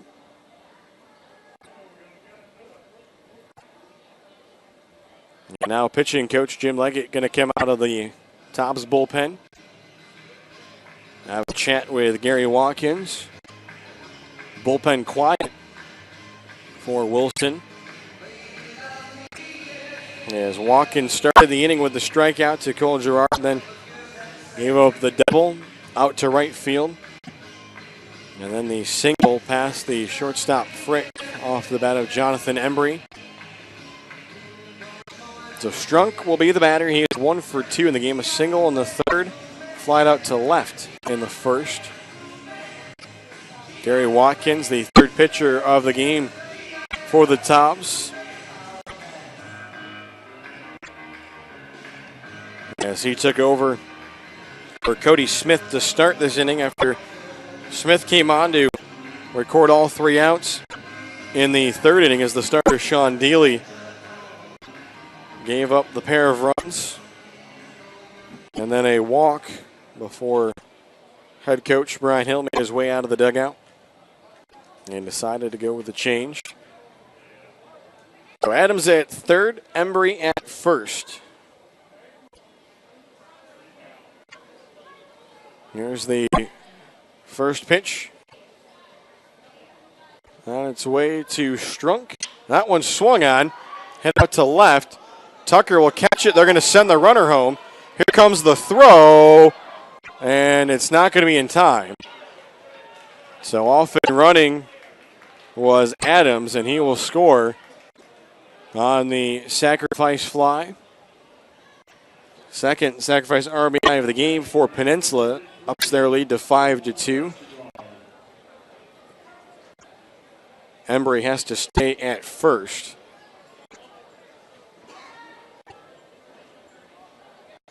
So 2 away, that'll bring up the designated hitter, Cole Prestegard, who had the go-ahead 2 RBI double in the third inning. Was also lined out to Nestor at second.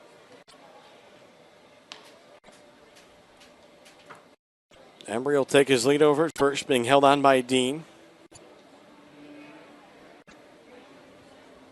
Look over the shoulder. The pitch home is inside, and it'll miss. Crowd here thought that one was a little bit closer to the inner half of the plate. Florence holding their 1-0 lead in the top of the fourth inning against Macon. Holly Springs up 6-0 against Wilmington, top of the sixth inning. 1-0 offering from Watkins is going to be low for a ball.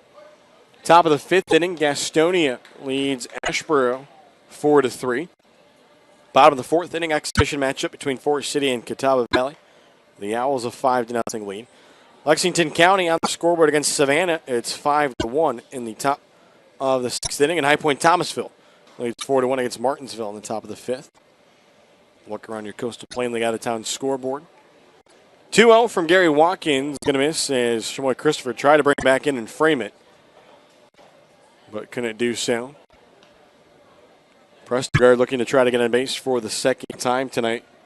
Matthew Schwartz in the on-deck circle.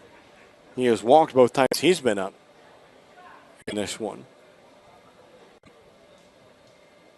Runner leads over at first. Here's the 3-0, and that one's going to miss for ball 4.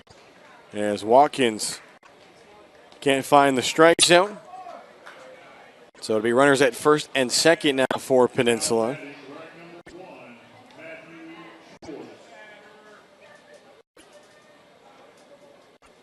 So that'll bring up Schwartz, who walked and scored in the second inning, and then walked but was stranded at first in the third inning.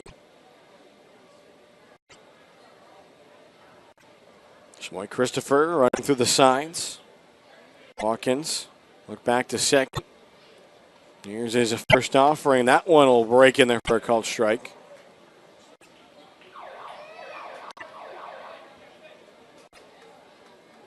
And there's a momentary hold up. Schwartz wanted to make sure that was a strike call. He quickly had asked for time. 2 outs here in the top of the 4th inning. Pilots have added another run to take a 5-2 lead. The offering is going to be a called strike on the outer half. So it was the sacrifice fly to left from Jack Strunk that plated the run in this inning. After the Pilots recorded back-to-back one-out hits from Adams and Embry. 0-2 pitch on its way, swung on, chopped to short. Frick is just going to go the short route. He'll step on the bag, take it himself, and that will end the top of the 4th. As he'll get Prestigard at second. 6 unassisted. So 5 runs all over the last 3 innings for Peninsula. Tobs going to look to try to put some runs on the board themselves after scoring 2 in the 2nd, but leaving a pair of runners on base in the 3rd. I'd like to thank our game day sponsors, the Bayou of Wilson and Sweetwater Brewing Company. Tobs All You Can Eat Tuesday here at historic Fleming Stadium. Also, $2 select Sweetwater pub beers for the fans here at the game tonight. As we will have a new pitcher into the game for Peninsula, I believe. Actually, might not be. Still is 31. Looked at 21 out there. But 21 still was down in the bullpen. So Colin Liberatore will come back out. As he will work the bottom of the 4th inning with his offense adding another run on to their lead. Pilots lead this one 5-2. Tobs fans, be sure to come out on Friday, June 29th for the 5th annual Digging in the Diamond game. Fans need to pre-register for free at Sasslow's Jewelers in Wilson for your chance to dig for one of several prizes. Featured prizes are a round trip to Las Vegas, 4-day cruise, his and her wedding bands, and Tobs season tickets. Tobs would like to send a special thank you out to all of our host families for all of your support of the Wilson Tobs this season. And if you're interested in being part of our team behind the team, please contact the Tobs office today. As the Tobs will be honoring our host families with an appreciation night on Thursday, June 21st, as the Tobs welcome in the Edenton Steamers for a 7 p.m. first pitch. So we're ready to go here for the bottom of the 4th inning. Tucker had the 2 RBI single back in the 2nd. And this one will be up in the zone. Top of the order and the on-deck circle in Brenton Doyle. Both teams now with 6 hits in the game. Here's the 1-1 offering. That'll be a called strike. There was a flinch from Tucker, but he couldn't pull the trigger.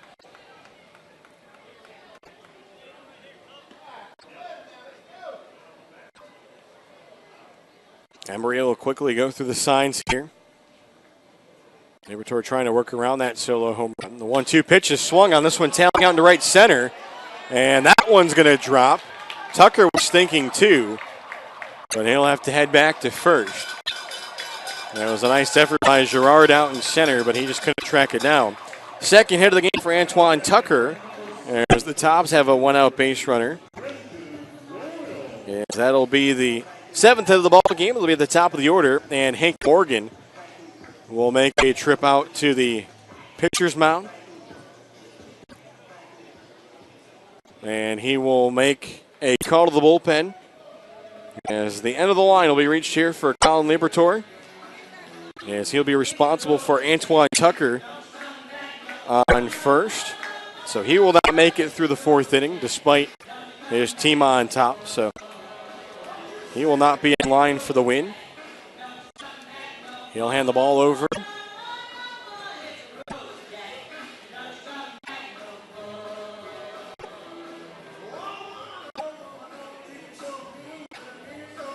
So the pitcher will be number 21, as it will be Andrew McInvale.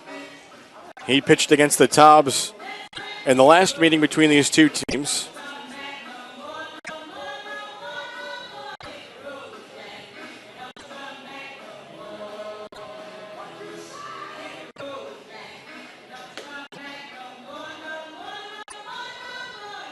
So Andrew McInvale, the senior from Liberty University, will start his warm-up tosses. He'll be the second pitcher of the night.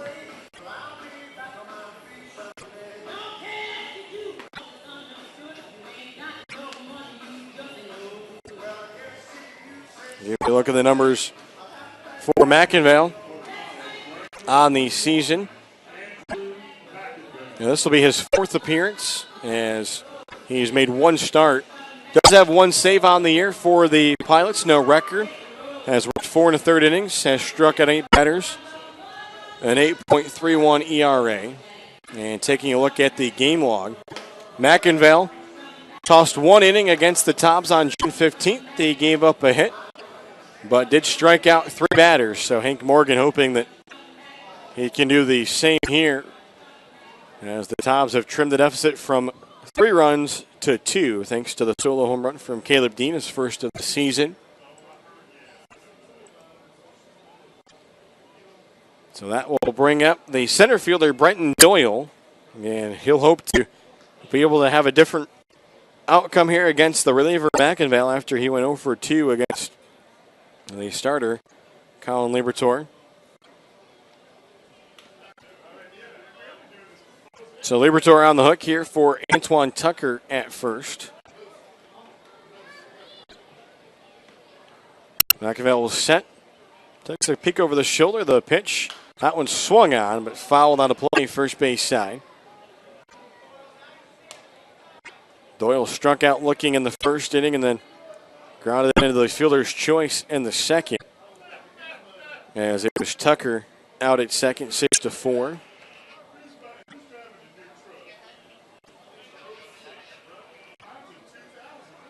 Doyle ready to go in the right-handed batter's box. Here's the 0-1 as he laces that one down the right field line, but that'll tail over towards the Peninsula bullpen. So the Tobs with 7 hits in this game. 6 of those singles, the lone exception, the home run from Dean. The Pilots with 6 hits in this game. 3 of those for doubles. Also worked their number of walks. 0-2 pitch here is going to be chopped high to the third base line. It's a fair ball, and the third baseman Toso can't handle it. And so safe at first will be Brenton Doyle, and it's going to be runners on first and second.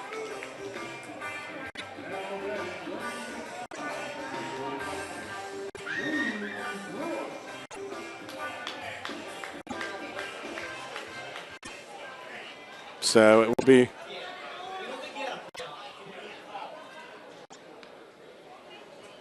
it'll be a hit for Brenton Doyle. Back-to-back singles for the Tobs. They have runners at first and second. This one swung on, and a throw down to second won't be in time. It shouldn't be in time.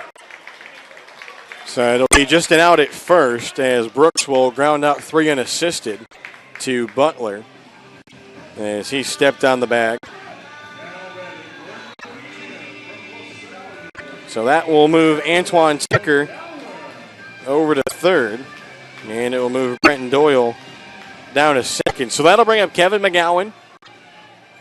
McGowan had the single back in the third inning, but was stranded at second. He's 1 for 2. Tobs wouldn't mind a hit from him here, as they have the potential tying run out there at second. 2 away here in the bottom of the 4th. McInvale, take a look back to second. Delivers home. That one was slowed away. Should Tucker score from third, that would get charged to the starter, Colin Libertor. But should Doyle score, that would be charged to McInvale. Runners take their leads. Embry going through a couple signs here now. He'll get one that McInvale likes. The pitch, and he's going to be taken for a called strike. to the designated hitter, Kevin McGowan. McGowan had a 2 RBI single in the win against Ashboro. That followed the run that Brenton Doyle scored as he reached on an error. So the Tobs will love to see McGowan repeat that. He swings this one right back up the middle, and he's going to do it. Both runs are going to score. Another 2 RBI single from Kevin McGowan right on cue. And we're tied 5-5 on a pair of runs thanks to Greenlight. What a job there for Kevin McGowan. As he comes through again, he puts him right between the wickets of Andrew McInvale. And into center field, and that'll be the 9th hit of the ball game for the Tobs. And we're all even 5-5. So the Tobs able to do something here against McInvale the second time around that they see him.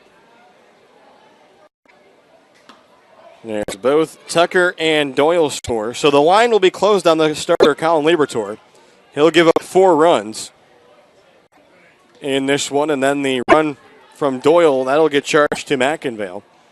That brings up Shamoy Christopher with a runner on first. As he drives this one past the third base, that'll be a hit. And Shamoy Christopher snaps his 0 for 2 night. 10th hit of the ball game for the Tobs. And we'll see what the Tobs can continue to do here with 2 outs as number 22 steps up. So that'll move McGowan down to second. So taking a look here at some of the statistics is with that hit, the Tobs now in this one with 2 outs at the plate are 6 for 9. And with runners on, they are now 6 for 10.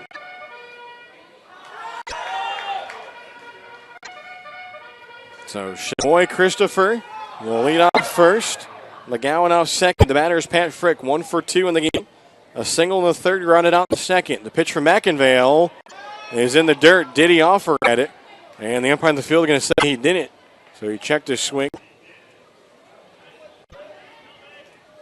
So the count 2-0. So the Tobs in this sitting got the leadoff home run from Caleb Dean. Got a single from Antoine Tucker, and then after a single from Doyle with 2 outs after the ground out by Brooks, Kevin McGowan coming through with the 2-out, 2 RBI single. Second straight game for him that he has a 2 RBI single. So the count now 2-1, so Kevin McGowan putting himself in line for a top award. Here's the 2-1 pitch. That'll miss one away. So the count now 3-1. Two outs here. In the bottom of the 4th inning, 3-run frame for the Tobs. They look to keep it going. Here's the pitch from McInvale. That's going to be a called strike 2.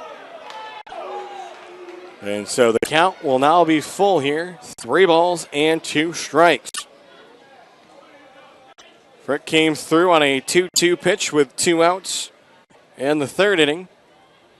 See if he can come through the one here in a 3-2 count. Base hitter ball 4. That is what the Tobs would like to see. Here's the 3-2 pitch, and it's fouled off. As that'll send a couple pilots flying. With 2 outs here in the inning.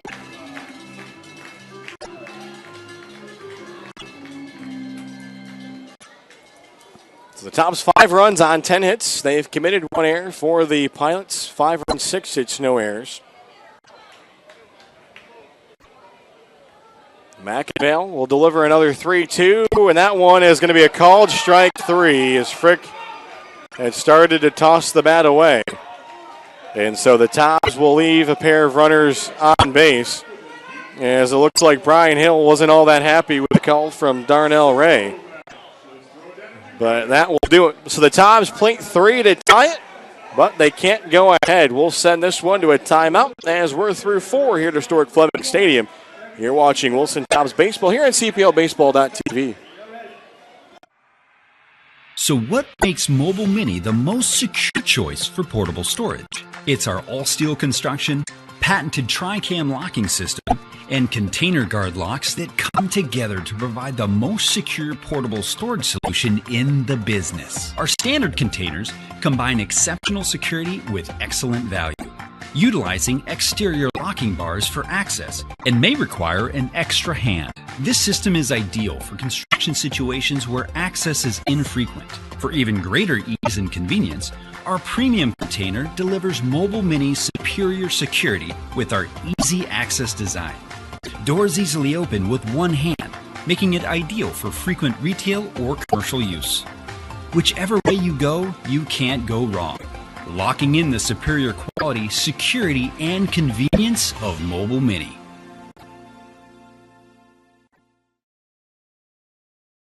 From our family to yours, we promise the best quality in our Scott Farm sweet potato products. Whether served as healthy wedges or crunchy chips, we take pride in serving our community and our country. Locally grown and hand-picked, our chips provide the perfect choice for your game day snack. Whether hitting a home run or cheering on the sidelines, our products ensure a healthy snack nearly everyone will enjoy. You're always safe at home with Scott Farms. And we will get set here for the top of the fifth inning as we are back even. Here 5-5 as Gary Watkins has come back out. So both starters will get a no decision here tonight in this one, as it is over to the bullpens to try to decide the win-loss record. As Watkins going through his warm-up pitches, and Hank Morgan out having a chat with home plate umpire Darnell Ray. Maybe eventually he'll give up the moves here for Gary Watkins. Maybe they can go out to dinner afterwards and have a chat about his movements out on the pitcher's mound. Maybe Gary Watkins will even pay for dinner. It'll be a nice gesture. So as we get set here to kick off the top of the fifth inning, it'll be Dominic Toso, the third baseman, who was 1 for 2 on the night with a double and a strikeout swinging.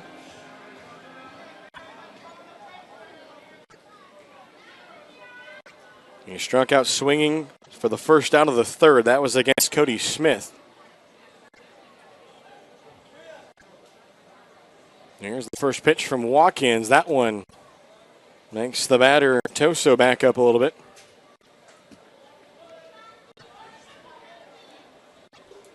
Bryce Grazan in the on-deck circle. He's 0 for 2. Schmoy Christopher going to set up here on the outer half of the plate. Watkins will set and deliver, and that one is swung on and missed, as the count will even up.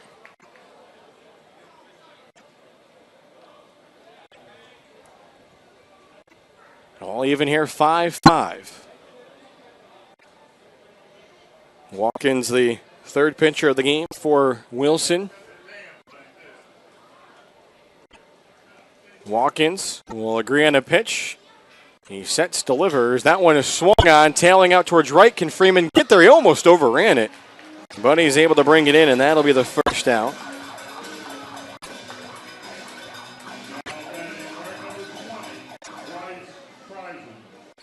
So that will bring up the left fielder. As Bryce Grazan 0 for 2 in this game. Has struck out, looking flied out to center. Righty-lefty matchup.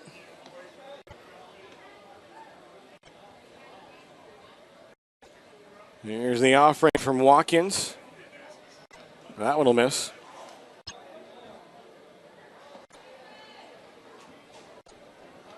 So the count 1-0. The first baseman, Kyle Butler, in the on-deck circle. One away here in the fifth inning, all even 5-5.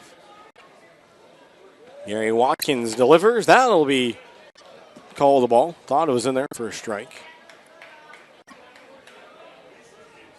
So the count now 2-0.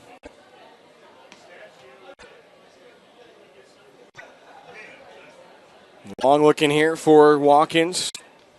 As the lights in full effect now here at historic Fleming Stadium. And that one will be in there for a college strike. So for the Tobs, they play 2 in the bottom of the second, 3 in the bottom of the fourth. For the Pilots, they've scored in each of the last 3 innings. They've scored in the second, the third, and the fourth. Tobs trying to change that here in the fifth. 2-1 pitch showing bunt, but fouling it off is Curzon. Baseball eventually rolled all the way back to Chamoy Christopher, but he asked for a new one from the home plate umpire. Our umpires for the game tonight, Josh Williams out on the base pass. Darnell Ray behind the plate.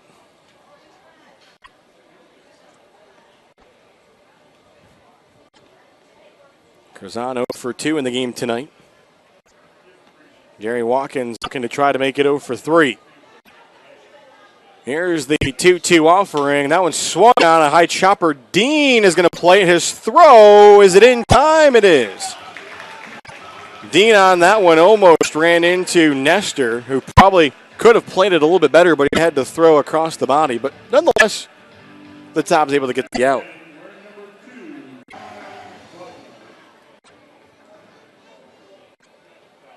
And so, what's new but another play for Hank Morgan to be down the first base line, yelling at the first base umpire. Maybe he should just coach first. Then he'd already be there. Wouldn't have to walk out there. But he'll head back to the dugout. 2 outs in the inning now for Kyle Butler. Here's the pitch. And that'll be a couple strike from Gary Watkins. I mean, the only thing I can think here for Hank Morgan is he's got a Fitbit on. He's got to get his steps in. So he's just walking down the line there and happened to chat with the first base umpire in the process.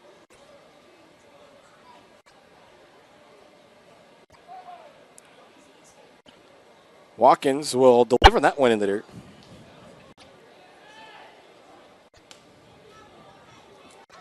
Butler in this game tonight has a sacrifice fly and an RBI. That came in the second inning as that got the scoring started for Peninsula. Gave a 1-0 lead, struck out swinging in the third. Chamoy Christopher will give the signs. Watkins sets the that one skied in the air. Drew Brooks going to try to find it in foul territory. He'll make the catch. And it's a 1-2-3 inning for Gary Watkins. As we'll stay tied, go to the bottom of the fifth inning. So nice job there by Gary Watkins. Again, I'd like to thank our exclusive partners for Wilson Tobs Baseball, Thomas Law Attorneys, Greenlight, and Emerge Ortho. Also like to thank Fresh West Vaughn, NC by Trade, and Travel Easy as 123, along with our game day sponsors, the Bayou of Wilson and Sweetwater Brewing Company. Tobs fans, be sure to join the players after the game on Thursday, June 21st for late night with the Tobs at Buffalo Wild Wings. Buffalo Wild Wings, the official sports bar of the Wilson Tobs. Also, fans, be sure to come out on Friday, June 29th for the 5th annual Digging in the Diamond game. Fans can pre-register for free at Saslow's Jewelers in Wilson for your chance to dig for one of several prizes. Featured prizes are a round trip to Las Vegas, 4-day cruise, Hisner wedding bands, and Tobs season tickets. As a new pitcher has made his way into the game here for Peninsula, as it'll be number 12, Tyler Garby. Garby, a junior out of Mercyhurst University.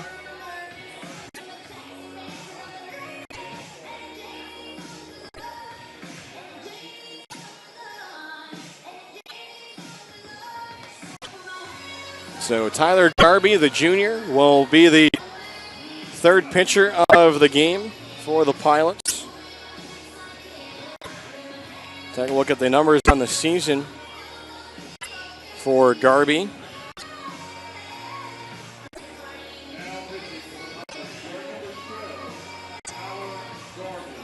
So Garby, this will be his second appearance of the season for the Pilots. Does have a 1-0 record, has tossed 4 innings, allowed 1 run. It was unearned on 2 hits, struck out 2 batters, and issued a walk. His appearance came in a 4-1 win against Morehead City back on June 9th. So it's been a little bit since he's been out there on the mound. And he will face the 6, 7, and 8 batters here in the 5th as Carson Freeman will step in to lead things off. It'll be Freeman, Dean, and Nestor. As Freeman in this game, 1 for 2. A single run scored and a ground out to the first baseman, Butler.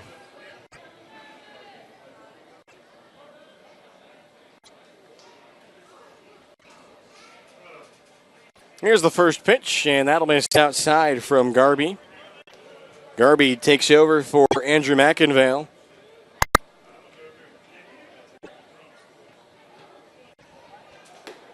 As McInvale came in to take over for the starter, Colin Libertor, in the 4th inning. As Libertor gave up the leadoff homer to Caleb Dean. And then McInvale gave up the single to Doyle, and then the 2 RBI single to McGowan. This one fouled out of play here by Carson Freeman.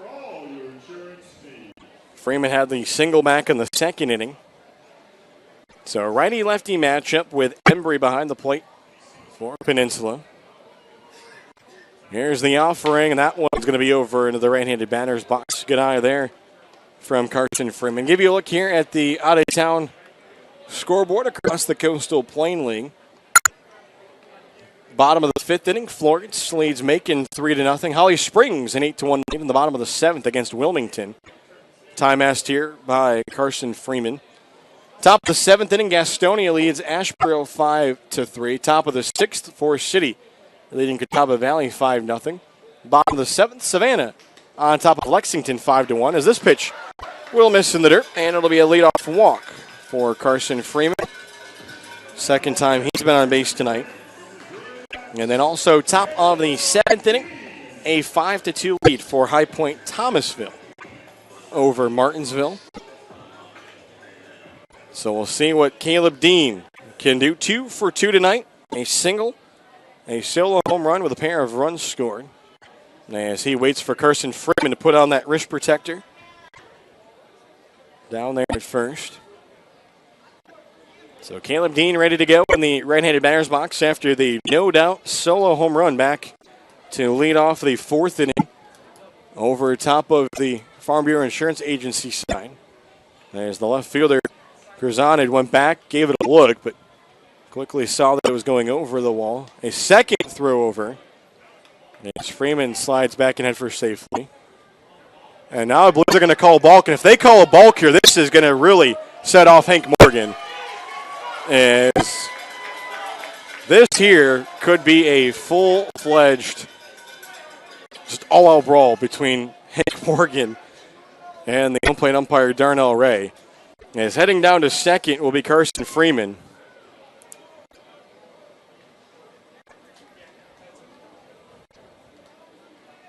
So down to second is Freeman. And the pitch here is going to miss for a ball. So the count will be 1-0 to Caleb Dean.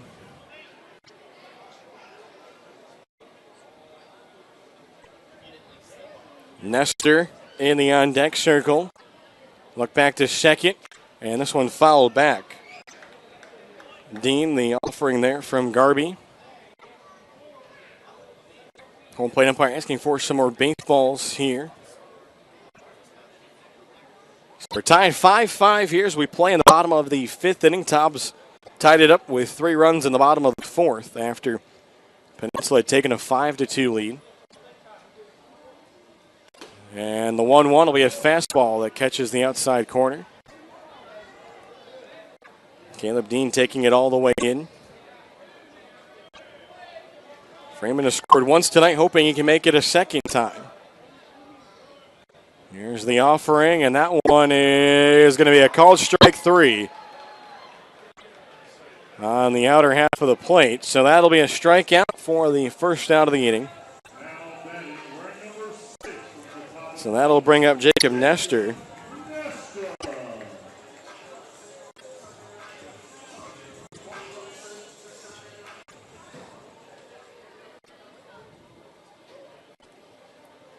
So we'll see what Nestor can do. He has walked and popped up trying to bunt to the pitcher.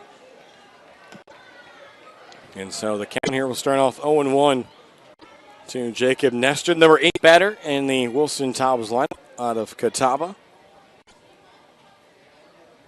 Runner's going for third, and that one is going to be in plenty of time, as I don't know what was happening there, but the runner, Carson Freeman, is going to be out, trying to go to third as he was out by a mile. And so now there are 2 outs and the base is empty for the Tobs. And now this one by Nestor swung on, and that one's going to be a hit out. And head coach Brian Hill quickly hits the helmet. And unfortunately, that won't do anything for the Tobs, where the base is empty. So at first will be Nestor. He has his first hit of the night. And that'll bring up Antoine Tucker. 11th hit of the ball game for Wilson.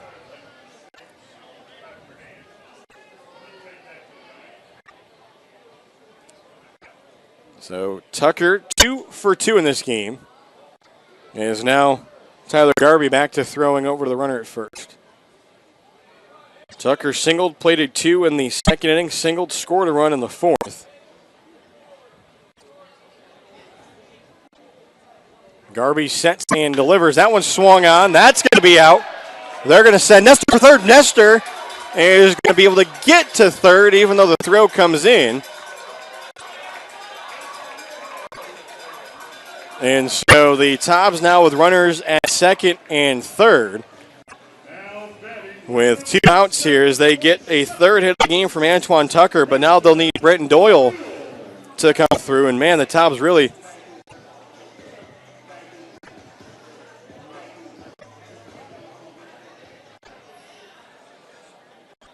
So there'll be runners at second and third for the Tobs. Here's the pitch, and a high swing there from Doyle, swinging out of his shoes. So Antoine Tucker is 3 for 3.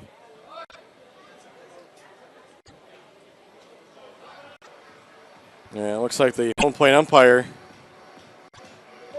was looking for some more baseballs. The Tobs here looking to try to see if they can take the lead. They had a great opportunity after the leadoff walk to Carson Freeman. He went down to second on a balk that was called on Garby. But then with Jacob Nestor at the plate, I'm thinking it was a missed sign somewhere or a sign that was given out that shouldn't have been, but Freeman was going for third. He wasn't running full speed. Not swinging at the plate was Nestor. Freeman was out by a mile. Then on the next pitch, Nestor laces a single in the left center. But the Tobs obviously not able to get anything on it. And then Antoine Tucker, he follows with a hit into left center. So it's now second and third. The count 0-1 Doyle. Pitch to him is going to be by the catcher. But holding at third was Nestor. As that one just didn't roll. It got by Embry but then stopped. So the count leaving up at a ball and a strike. Brenton Doyle singled and scored in the 4th inning. And that was against the reliever Andrew McInvale. He's also struck out and grounded into a fielder's choice. Runners lead from second and third. Here's the pitch from Garby. That one swung on, skied in the air, but that'll get out of play, first base side. And so the count will be now a ball and 2 strikes. Tobs trying to see if they can take a lead here. They have trailed twice tonight, and twice they have fought back to tie it up. Here's a 1-2 pitch, and that's a called strike 3 on the outer half of the plate, and Brenton Doyle is not happy. And so that will do it as the Tobs will strand 2 more runners on base, as they will leave Nestor at third and Tucker at second, as Doyle will strike out for the second time tonight. As we've played 5 full here at historic Fleming Stadium, And we are leaving at 5 as you're watching Wilson Tobs baseball here on CPLBaseball.tv. From our family to yours, we promise the best quality in our Scott Farm sweet potato products. Whether served as healthy wedges or crunchy chips, we take pride in serving our community and our country. Locally grown and hand-picked, our chips provide the perfect choice for your game day snacks. Whether hitting a home run or cheering on the sidelines, our products ensure a healthy snack nearly everyone will enjoy. You're always safe at home with Scott Farms.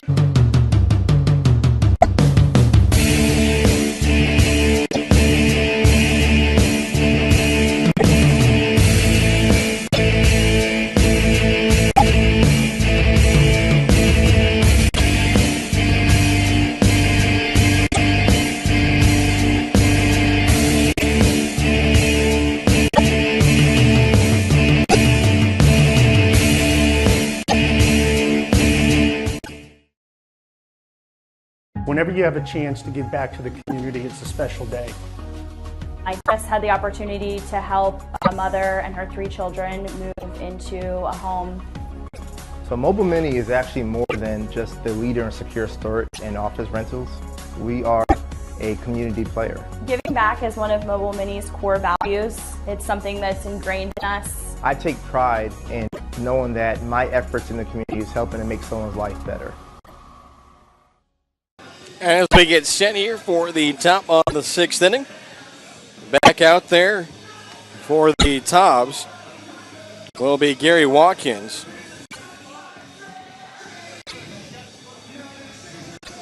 As Watkins will be back out here to work his 3rd inning of relief.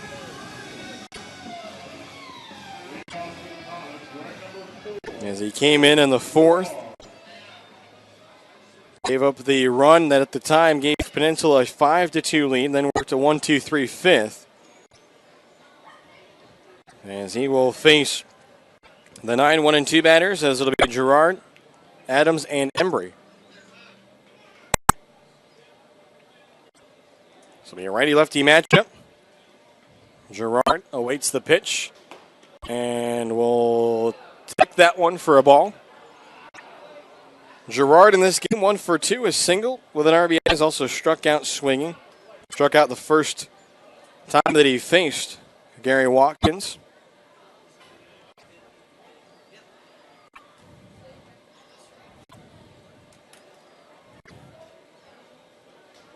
Here comes the 1-0 pitch, swung on down the left field line. But that will even the count up.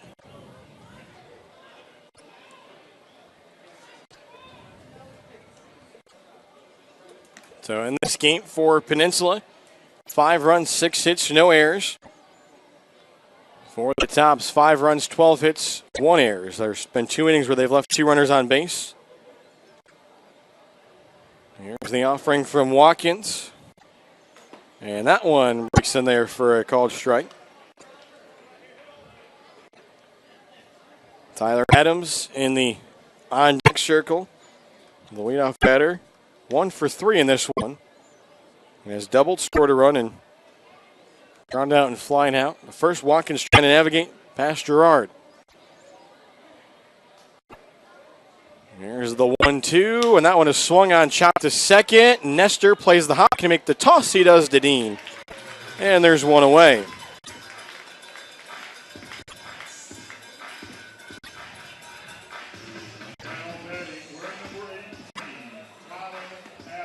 So that'll bring up the second baseman, Tyler Adams.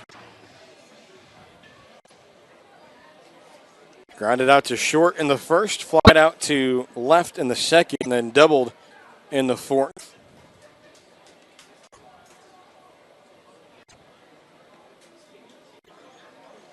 So righty-righty matchup.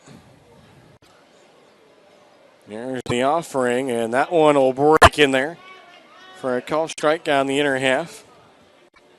Adam will watch that one the whole way in.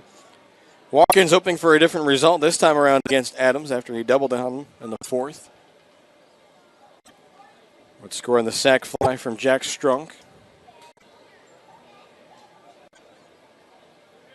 Chamoy Christopher setting up on the outer half of the plate over towards the left-handed batter's box. This one off of the foot of Watkins. He is down.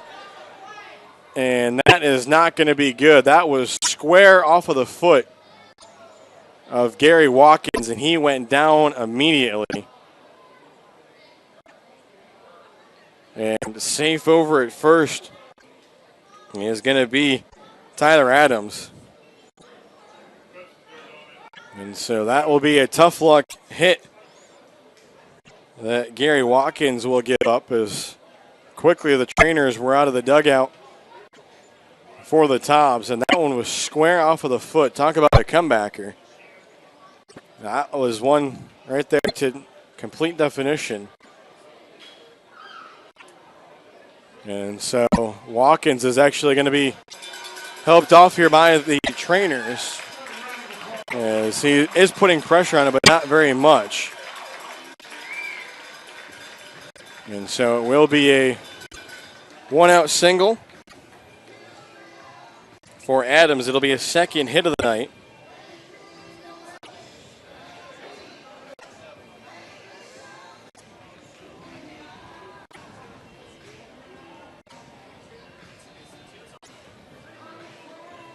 And so we'll see who the new pitcher will be here for the Tobs. And so the new pitcher for the Tobs will be number 27, Sam Lanier. So Lanier will take over for Gary Watkins, who will come out here after taking the comebacker off of the foot.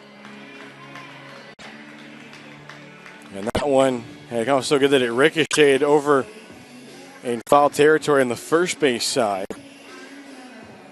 And so that will give the Pilots a one-out base runner.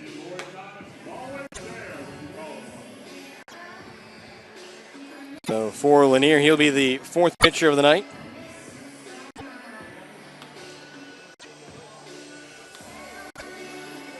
And for Lanier, a junior from East Carolina University from Maitland, Florida.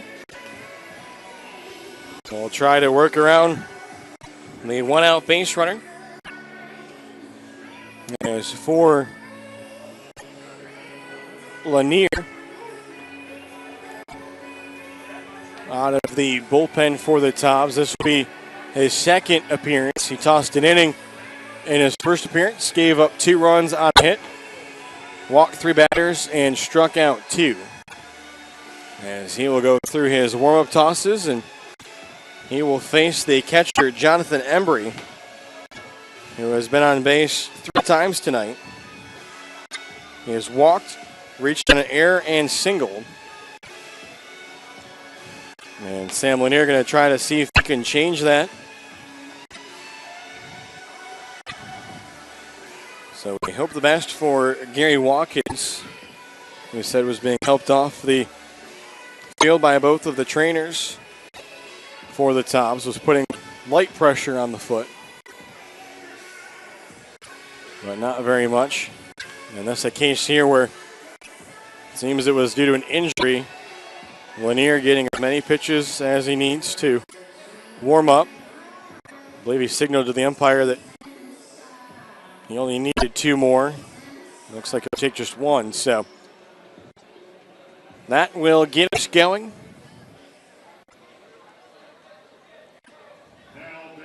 And stepping in will be Embry. Embry gets set in the left-handed batter's box. Adams leads off of first. And this one will be a called strike. Good pitch there from Lanier. Lanier will keep a close eye on the runner Adams over at first. Lots of speed for the second baseman. He's off and going. The throw by Christopher. Is it in time? It is! Thou shall not pass, says Chamoy Christopher. And that is going to be the second out of the inning, as it'll go down 2-4 on the caught stealing. The count will be a ball and a strike, I do believe.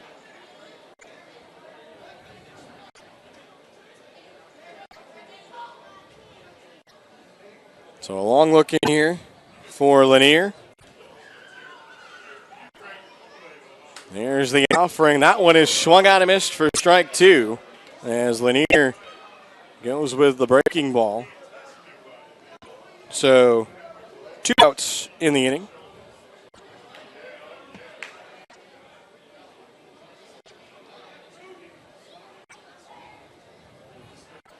So the 1-2 pitch coming here to the batter, and that one's going to miss outside. Jack Strunk in the on-deck circle.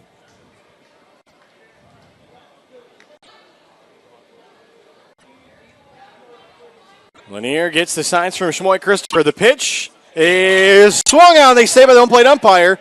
Shamoy Christopher touches the batter, and that's going to do it. So nice job by Sam Lanier. He comes in. They get the runner trying to steal second, and the strikeout of Embry as they will follow through for Gary Watkins, who unfortunately couldn't finish the inning. And that'll do it for us here in the top of the 6th inning as we go to the bottom of the 6th, all tied 5-5. As for the Tobs, it'll be their 2, 3, and 4 batters as we will send this one to a timeout as you are watching Wilson Tobs Baseball here at CPLBaseball.tv.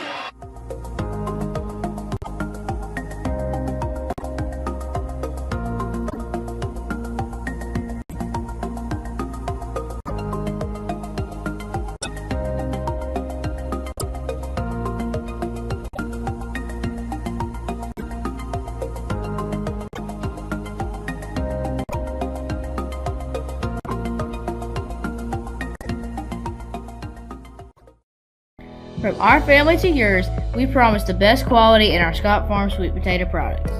Whether served as healthy wedges or crunchy chips, we take pride in serving our community and our country. Locally grown and hand-picked, our chips provide the perfect choice for your game day snack.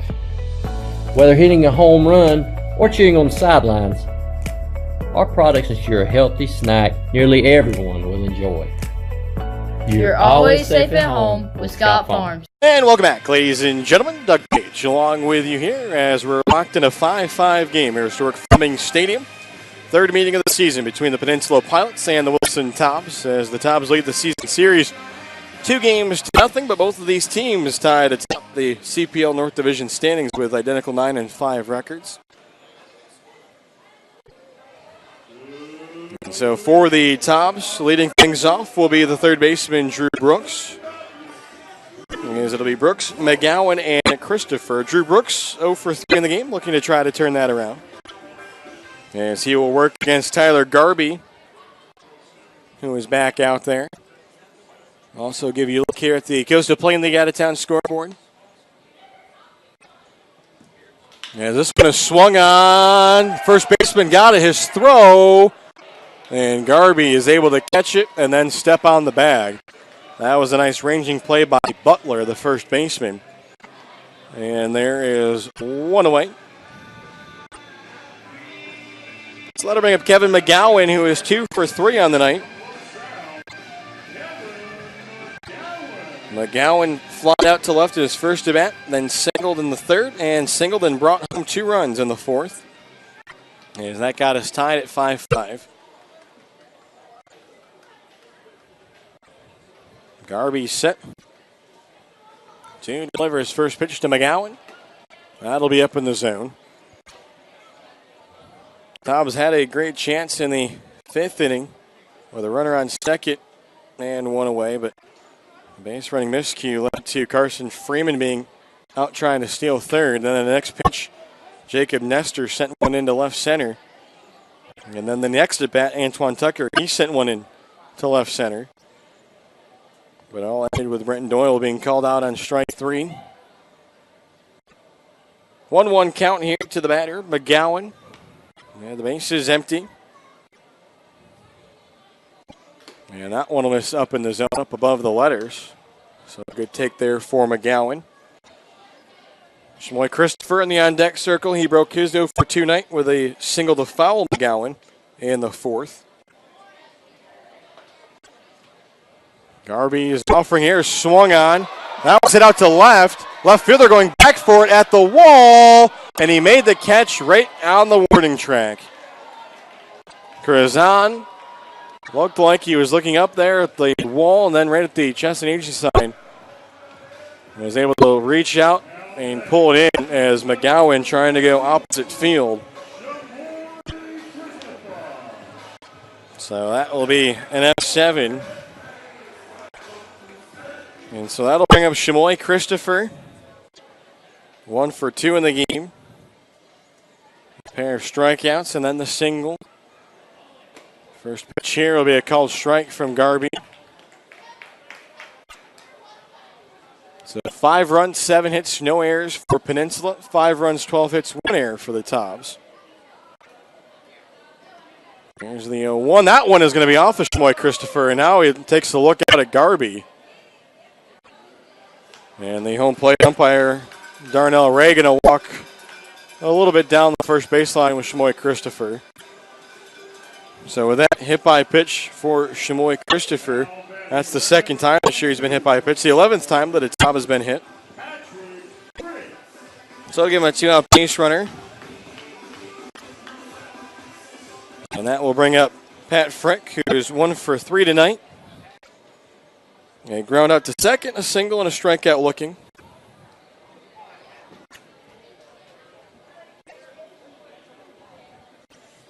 Here's the pitch from Garby, and that one misses up and away. Out of his catcher stance was Embry. Look at the out-of-town scoreboard. Top of the 7th, Florence leads Macon 3-0. Top of the 9th, Holly Springs a 10-1 lead against Wilmington. Pitch here is going to be outside for a ball. Top of the 8th inning, Gastonia leads Ashburn 5-3. Top of the 9th, Savannah looking to try to close out Lexington County. They lead 5-1. And then top of the 8th inning, Martinsville has made a rally as they now trail 5-4 heading to the top of the 8th against High Point Thomasville. And this one will miss low and inside. So good count here for Frick. So he is up in the count now 3-0. Shmoy Christopher will lead over at first after he was hit by the pitch. Here's the offering, and that one will be in there for a called strike.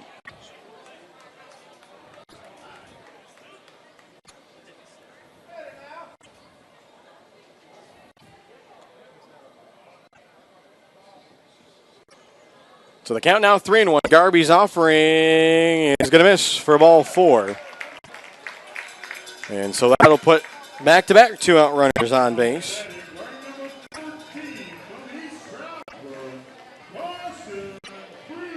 And so that'll bring up Carson Freeman to left-handed batter's box. There is a pitcher tossing down in the bullpen for the Pilots. As another pitcher will go down to watch out behind him. In case any foul ball should make their way down there. Here's the offer from Garby inside, almost caught Freeman. So the pitcher warming up for the Pilots is number 17. As that is Ethan Elliott, a junior from Lincoln Memorial. Couple shakes here from Garby to his catcher, Embry. Now he agrees on one. Here's the pitch, and that's up in the zone. And then after the pitch, Garby taps on his chest, let his catcher, Embry, know that was on him. So now the shortstop, Strunk, is going to come out here. So this will be a charged mound visit. Chance here for Strunk just to kind of help out. As pitcher Garby, get a little bit of a breather and also allow the pitcher down in the bullpen. Get a couple more tosses in. So it was a 3-1 ground out. And so is this going to be another charged mound visit? So he's going to have Hank Morgan going to go to the bullpen. And so with the count 2-0, to the batter, Carson Freeman, will have a pitching change here for the Pilots as they will take Tyler Garby out of the game. As there will be a new pitcher. This will be the fourth pitcher of the night for the Pilots. So it'll be number 17, as that'll be Ethan Elliott, the junior from Lincoln Memorial.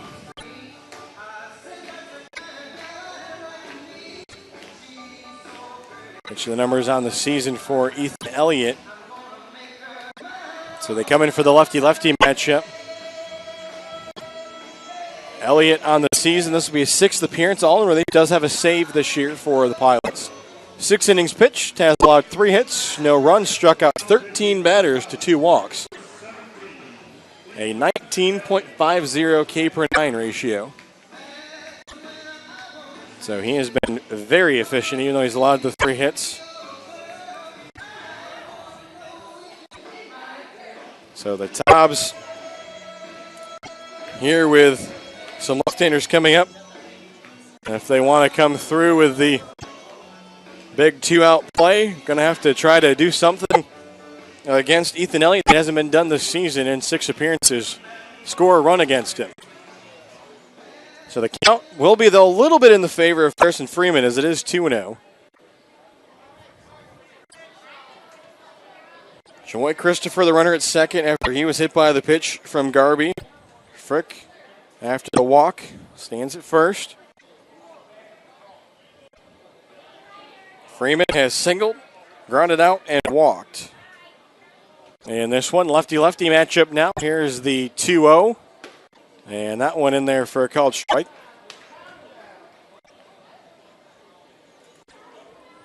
For Elliott out of Lincoln Memorial. He was named the South Atlantic Conference Pitcher of the Year and MVP during the SAC Championship for Lincoln Memorial.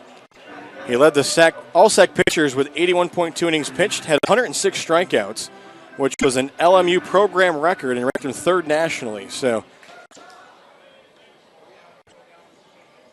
2-2 now here to Carson Freeman after the count was 2-0. The offering is swung on and missed for strike 3.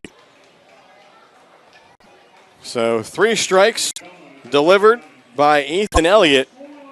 After he comes in with a pair of runners on base and a 2-0 count, it's no problem for him as he records the 17th strikeout of the season. And so that will send us to the top of the 7th, all tied 5-5 here at Historic Fleming Stadium, as we'll send this one to a break. You're watching Wilson Tobs Baseball here on CPLBaseball.tv. So what makes Mobile Mini the most secure choice for portable storage? It's our all-steel construction, patented tri-cam locking system, and container guard locks that come together to provide the most secure portable storage solution in the business. Our standard containers combine exceptional security with excellent value, utilizing exterior locking bars for access and may require an extra hand. This system is ideal for construction situations where access is infrequent. For even greater ease and convenience, our premium container delivers Mobile Mini's superior security with our easy access design. Doors easily open with one hand, making it ideal for frequent retail or commercial use. Whichever way you go, you can't go wrong. Locking in the superior quality, security, and convenience of Mobile Mini. From our family to yours, we promise the best quality in our Scott Farm sweet potato products. Whether served as healthy wedges or crunchy chips, we take pride in serving our community and our country. Locally grown and hand-picked, our chips provide the perfect choice for your game day snack. Whether hitting a home run or cheering on the sidelines, our products ensure a healthy snack nearly everyone will enjoy. You're always safe at home with Scott Farms. And welcome back, ladies and gentlemen. Doug Page along with you here as we get set to kick things off in the top of the 7th inning as we are all tied 5-5 here at Historic Fleming Stadium. As Sam Lanier back out to work here for the Tobs after he came on with one out following the single that unfortunately took Gary Watkins off of the game. It was a line drive off of his shin. It was thought at first was off of his foot, but nonetheless, it did not feel good. He needed to be helped off the field by both of the Tobs trainers. And so now we actually have a little bit of a delay here as the home plate umpire, Darnell Ray, having a chat with head coach Brian Hill over in front of the Tobs dugout on the third base side. As he's trying to, I believe, talk about the baseballs here and what the pitchers are having to use. So that will delay us just a little bit before the Pilots here in the top of the seventh. It'll be their 3, 4, and 5 batters, Strunk, Prestegard, and Schwartz. Strunk in this game has a single, also a sac fly RBI, and a fly out to left. His single came in the third. He also scored in that inning on the 2 RBI double by Prestegard, and then had the sac fly in the fourth. As now we'll get set to go here. So Lanier ready to go. And Strunk ready to go.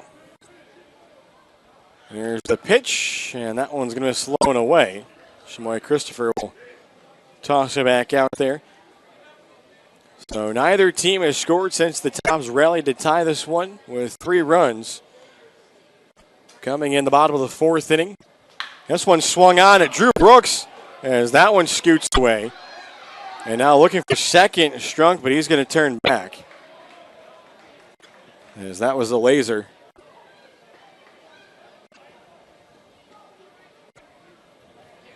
So that will be a leadoff single for Strunk.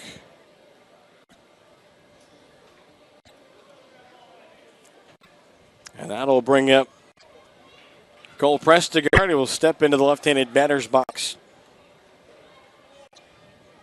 Prestegard in this one has doubled, walked, and lined out to second.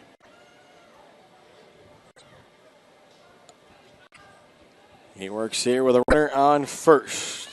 He watches his first pitch in there for a called strike.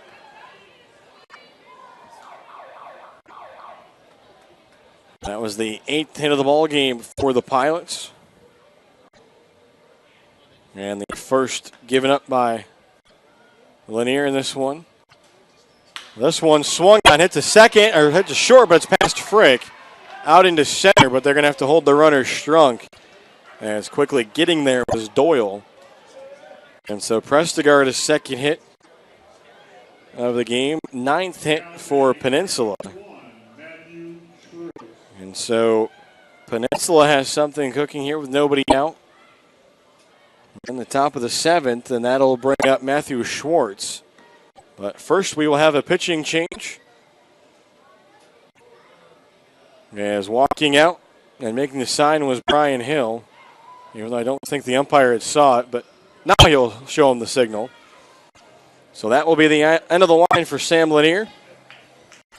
As this will be the 5th pitcher of the night for the Tobs, and it'll be number 23, Danny Cody.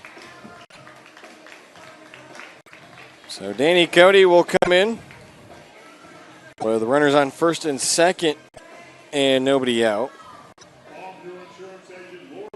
And this is a spot where the Tobs hope that they can keep the Pilots off the scoreboard, as the Tobs have had their chances over the last 2 innings. They had 2 runners in scoring position in the 5th, couldn't score. Had runners on first and second in the 6th, couldn't score.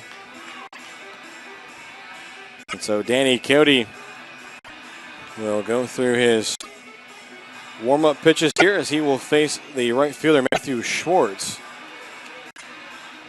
And for Cody, a junior right-hander from Baldwin Wallace out of Medina, Ohio.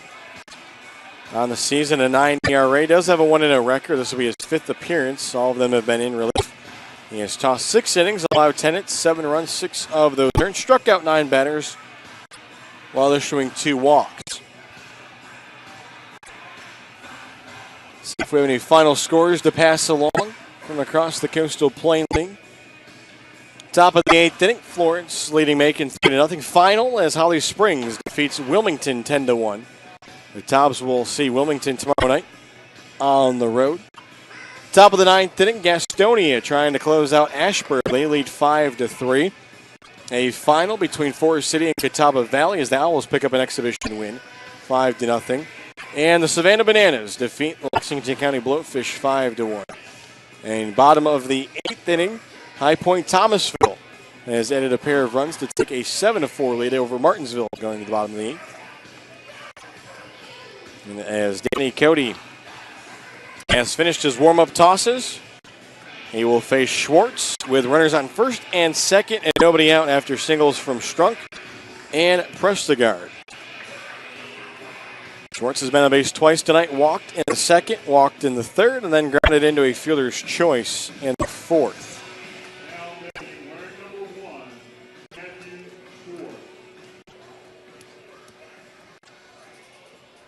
And so now it looks like we're ready to go. Tobs will play in front of the runners. Here's the pitch, starting to show bunt. Was Schwartz, but he pulled the bat back as that one was up in the zone. Now Schwartz looking over to the first base dugout to get some signs. The 1-0 here is going to go by Shamoy Christopher, and that will allow both runners to move up. As now the potential go-ahead run stands at third with nobody out. Here on the top of the 7th. So a spot here where the Tobs don't want to shoot themselves in the foot, but not making it look easy. So now the Tobs will pull the infield in.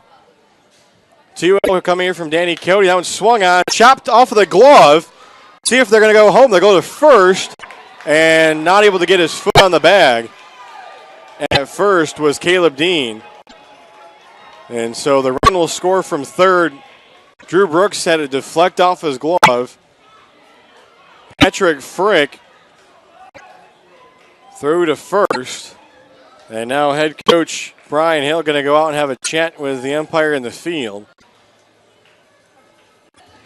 But as it stands, the Pilots have taken a 6-5 lead here in the top of the 7th inning.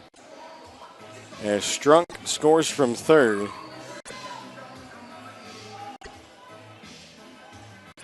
As they talk things over, that's Josh Williams, the umpire.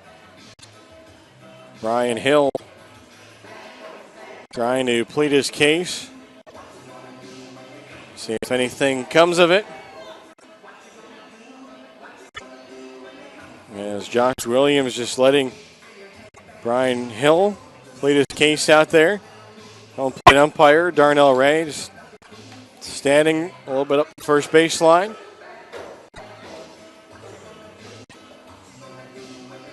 Standing down at first is Matthew Schwartz.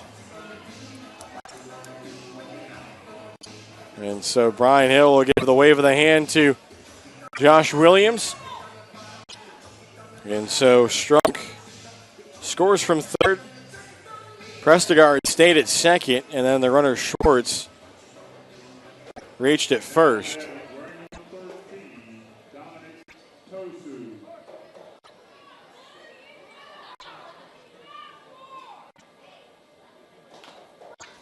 Now a bunt laid down here, but that one will go foul. Off of the bat of Dominic Toso. So Schwartz picks up the single. That's the 10th hit of the game for the Pilots. 3 singles to start off the 7th inning.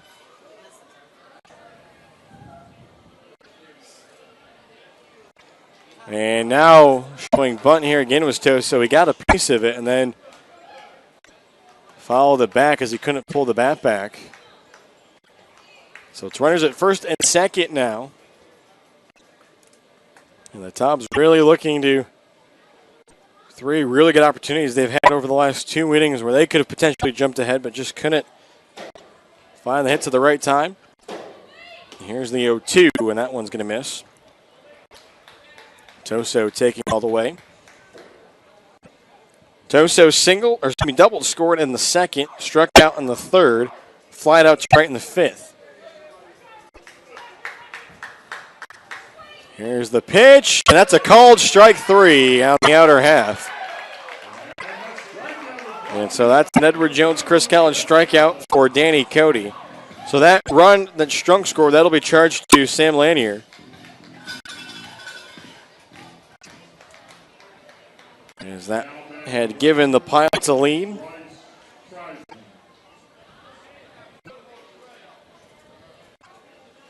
So that'll bring up the left fielder.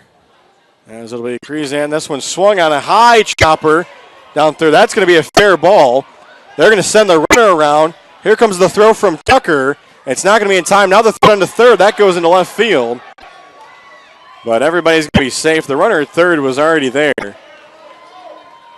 So it will be an RBI bloop single for Dominic Tosto. As Brooks couldn't get to it, and then they were going to hold originally the runner Prestigar, but then decided to send him around. So it's now a 7-5 lead for the Pilots. As Schwartz goes to third. Toso will be safe at first. His second hit of the night. So that'll bring up Butler. And this one's going to be caught as that one was popped up.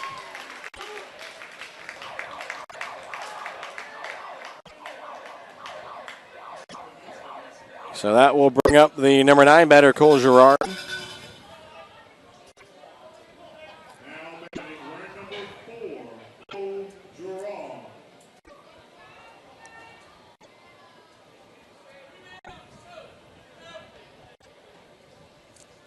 So 2 away. Cole Girard, the center fielder, steps up. Girard in this game, an RBI single. Hits this one out to left.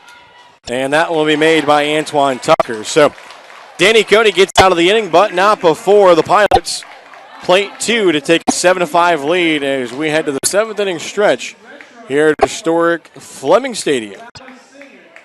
From our family to yours, we promise the best quality in our Scott Farm sweet potato products. Whether served as healthy wedges or crunchy chips, we take pride in serving our community and our country. Locally grown and hand-picked, our chips provide the perfect choice for your game day snack. Whether hitting a home run or cheering on the sidelines, our products ensure a healthy snack nearly everyone will enjoy. You're always safe at home with Scott Farms. And so we get set here for the bottom of the 7th inning. As it'll be Ethan Elliott back out for the Pilots after he came into a 2-0 deficit against Carson Freeman after the Pilots pulled Tyler Garby after he hit Shamoy Christopher and then walked Pat Frick with 2 outs. He starts off the inning here with a strike against Caleb Dean. It'll be Dean, Nestor, and Tucker, the 7, 8, 9 batters, as the Tobs now trail 7-5. Pitch here is swung on. Hit down the right field line, and that one will get out of here over down to the beer garden. So this is the 3rd time tonight that the Tobs have trailed in this one. They have had their chances to try to take a lead over the last 3 innings, but have been able to do so. As the Tobs in this one have left 10 runners on base here. Is this one back to the pitcher, and the throw made over by Elliott for the first out. So that'll bring up Jacob Nestor. Tough nights for Carson Freeman and Brenton Doyle. They've each left 4 runners on base. So that'll bring up Jacob Nestor. Has singled, walked, and popped up on a bunt to the pitcher. That was the 4th inning. As this one will miss for a ball. Just 4 pitches for the Pilots in this one tonight. Pitch here is fouled off of the catcher, Embry. As he's going to walk this one off, and he's going to walk straight out to the pitcher's mound. And now he'll walk back. As he'll walk that one off. Pitcher Ethan Elliott will get a new baseball. So Antoine Tucker awaits in the on-deck circle.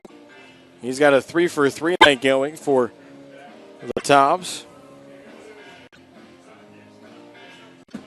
Had a 2 RBI single in the second, singled, scored a run in the fourth, and then singled in the fifth, but was stranded at second. 1-1 pitch coming here to Nestor. That one is going to be a called strike. As Nestor didn't like that call. Brian Hill didn't like it either.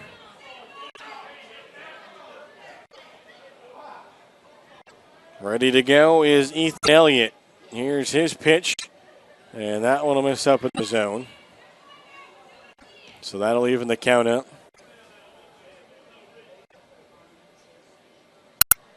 Signs given here from Embry. The 2-2 pitch. That one misses low and inside. And the count now full. 3 balls and 2 strikes. Caleb Dean started the inning with the grounder back to the pitcher, Ethan Elliott. Here's the payoff pitch, and that one is low for ball 4. And so Nestor will head down to first. And so that will bring up Antoine Tucker.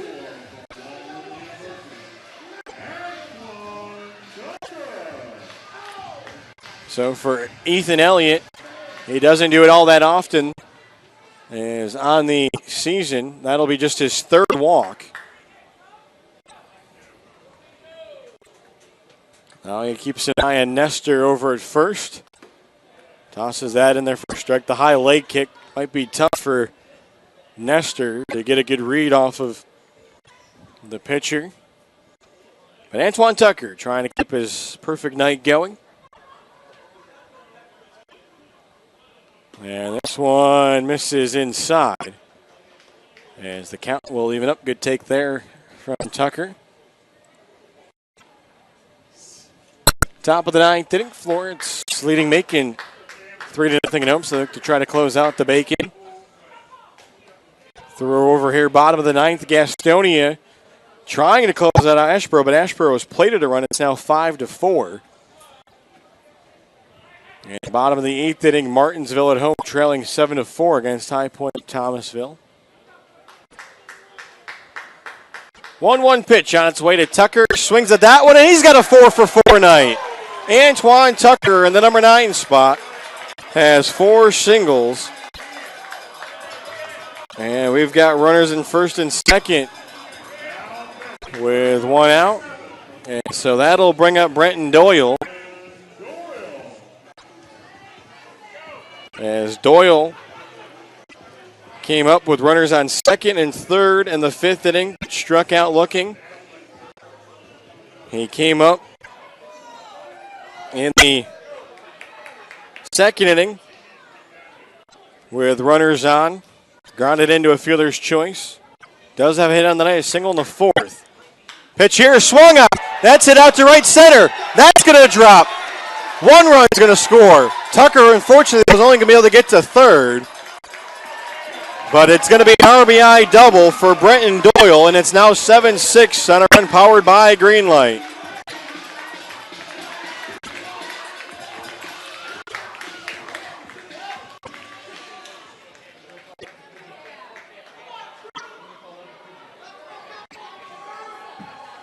So it's now 7-6 after the RBI double for Brenton Doyle. As that scores Nestor from second, and it gets Tucker over to 3rd.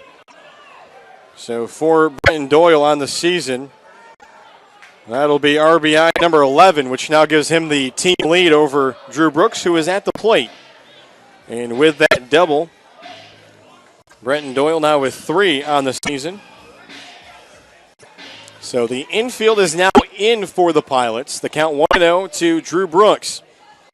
Here's the pitch. That one swung on, but way out in front of it goes Drew Brooks. It was enough to get the crowd going, but he was just too far in front of him. He might have broke the bat, and I think he did as he tossed it away. So he's going to have a new bat brought out to him here by Caleb Dean. So the count will be a ball and a strike with 1 out. Tobs trailing 7-6 now. They came in trailing 7-5.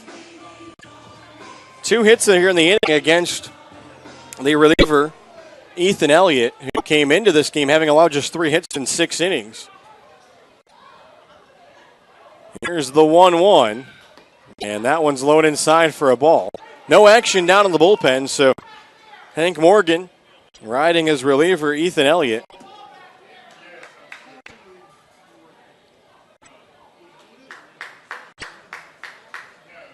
Here's the 2-1. That one swung on, skied in the air. If this one stays in, it won't help. And that one is going to get off the top of the grandstand, luckily enough for Drew Brooks and the Tobs. But that was a good pitch from Ethan Elliott. As that one was inside and it jammed Brooks. So the count now 2-2. Brooks now using a new piece of lumber. Hopefully that new piece of lumber can turn his night around. He's 0 for 4. Brooks looking for his 12th hit of the season. Runners lead off second and third. 2-2 pitch from Elliott. It is swung on and missed for strike 3. And there's now 2 outs. And so that will allow the defense for the Pilots to back up, as Brooks couldn't make contact. So that'll bring up Kevin McGowan. He is 2 for 4 tonight. Came through for the Tobs in the 4th with a 2 RBI single. Singled in the 3rd and flying out to left twice. Time going to be called for here as there's going to be a meeting on the mound here, as they'll chat things over here with McGowan at the plate. Inning started out with the grounder by Dean. Then Ethan Elliott walked Nestor, gave up the single to Antoine Tucker, and then the double by Doyle was able to score Nestor, but unfortunately it wasn't deep enough to score Tucker. Also, I haven't wanted to say it, but I don't know if Antoine Tucker is running at 100% speed. Ever since a play that he had back in the 5th inning, just really looks like he hasn't been at 100% speed at the plate and out in the field. But he stands at third. Brenton Doyle stands out at second. And with 2 away here, it's a lefty-lefty matchup. Pitch to McGowan is going to be offered at. He can't hold up on it. Now the breaking ball in the dirt. Good first pitch from Elliott. Tobs down by a run. Here's the 1. That one swung and missed. And McGowan not happy with himself at the plate. And now way behind the count here, 0-2. Pilot 7 runs on 11 hits, no errors. Tobs 6 runs, 14 hits, and 1 error. Here's the 0-2 pitch, and that one almost caught the backhand of McGowan. They came up and in. Chamoy Christopher in the on-deck circle. McGowan just needs 1 pitch here that he can get a piece of. Here's the 1-2, and he swings at the breaking ball, and he can't hold up on it. And so he will strike out with runners at second and third as the Tobs get 1, and they'll trail 7-6. As we will head to the top of the 8th as Ethan Elliott strikes out back-to-back batters. following the RBI double off of the bat of Bretton Doyle. So we will send this one to a timeout as you are watching Wilson Tobs Baseball here on CPLBaseball.tv.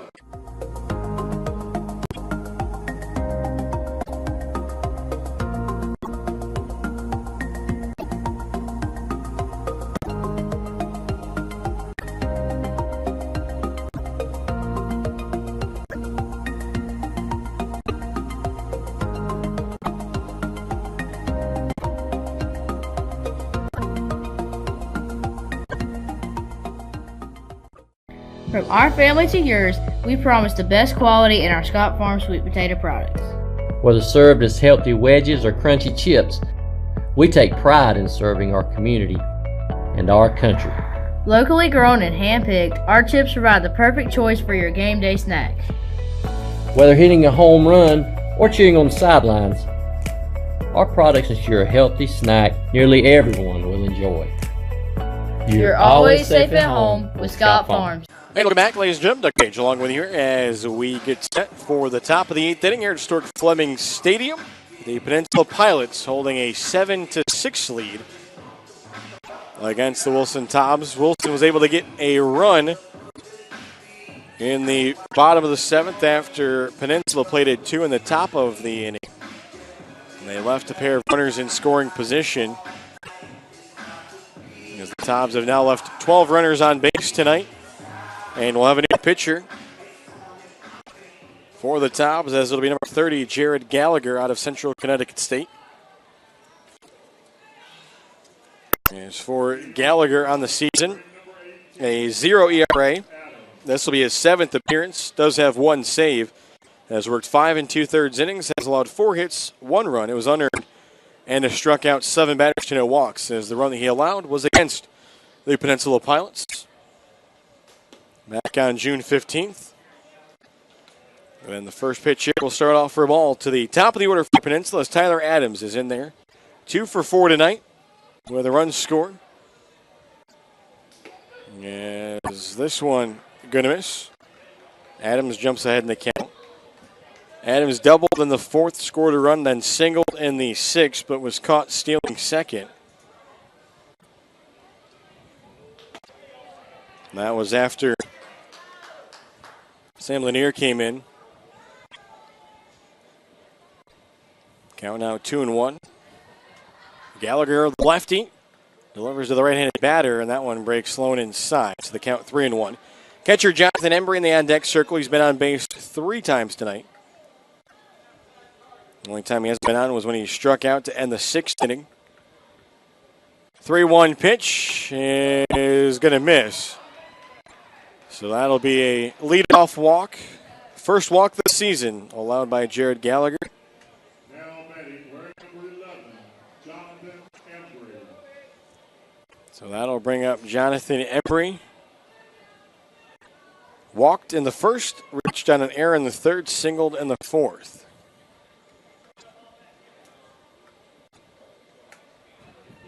Adams will step out here from first. Showing bunt, getting it down. Gallagher, he's going to go to first.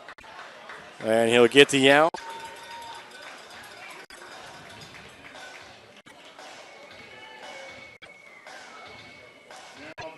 So that'll put Adams down at second.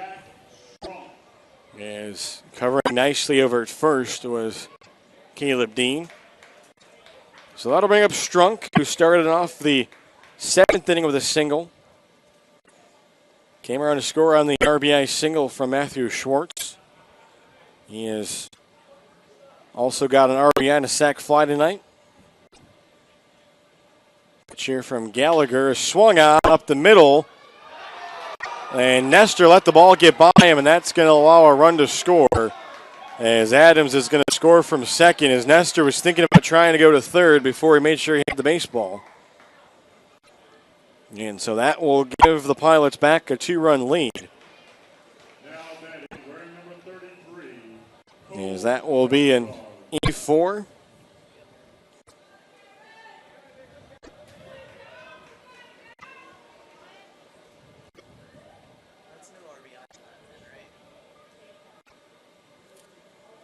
As the pitch here from Gallagher.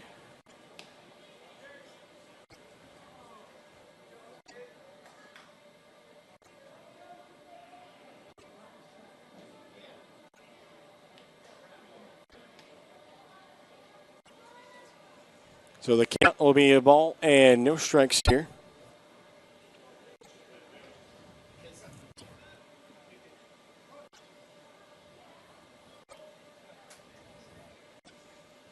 As the throw over here, and they had the runner over at first, and Strunk a little off guard there, but Caleb Dean was not on the bag. The batter is Cole Prestegard, as it's now 8-6. Another quick throw over. So 8 runs, 11 hits, no errors in this one for Peninsula. 6 runs, 14 hits, 2 errors for Wilson. Lefty-lefty matchup. The pitch here is going to be in there for a strike. Even coming up here, Prestegard has been on base 3 times tonight.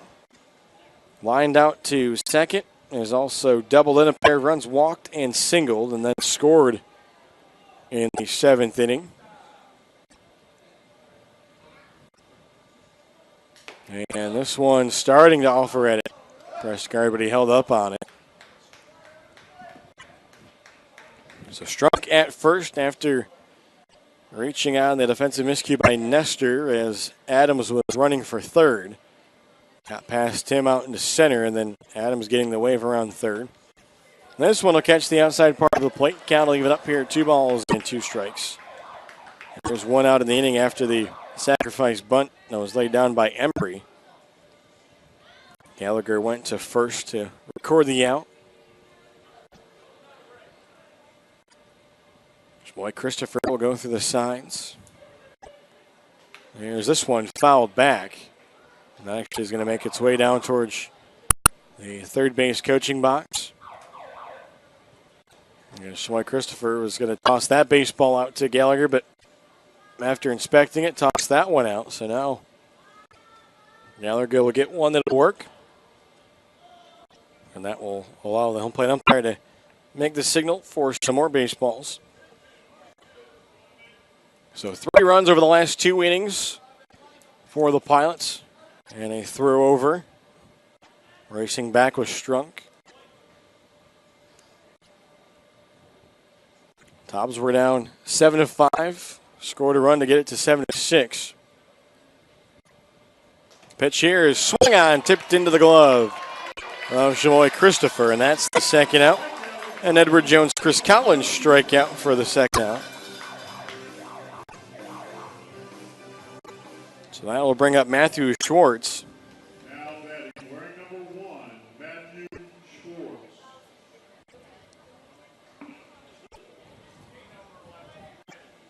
Schwartz in this one has walked twice and has an RBI single to his credit. That came in the 7th. That broke the 5-5 tie. He lays down a bunt here. The pitcher Gallagher went to pick it up. And then it was Brooks coming in racing, and then he was going to go to throw it. But he had Drew Brooks over top of him, and now Gallagher trying to work out a kink here in the back. So it was a bunt laid down as Brooks was playing back on the play. He was charging it. Gallagher wanted to try to pick it up. He thought he had to play, and luckily he didn't throw because he would have. His arm would have collided with Brooks. And now this one fouled off a laser over top of the beer garden. So the 12th hit of the night for the Pilots. There's a single that will move Strunk up to second. Batter is Dominic Toso. He struck out twice tonight. He's also doubled and flied out to right. Gallagher looks back at the runner at second. The pitch, that one swung out and fouled out, and the count quickly 0-2. With 2 outs here in the top of the 8th inning, getting late here at historic Fleming Stadium. Close to being the final game going in play tonight As a final, Florence defeats Macon 3-0. Also a final, Gastonia holds on for the 5-4 win over Ashboro. And a final is High Point Thomasville knocks off Martinsville 7-4. And that's in there, called strike 3. So Gallagher gets out of the inning, his second strikeout of the inning, but a run scores on the error by Jacob Nestor. As that'll be the second unearned run that'll be scored this year against Gallagher by the Pilots. And so that will send us here to the bottom of the 8th. As it'll be Shamoy Christopher, Pat Frick, and Carson Freeman. And back out there for the Pilots will be Ethan Elliott.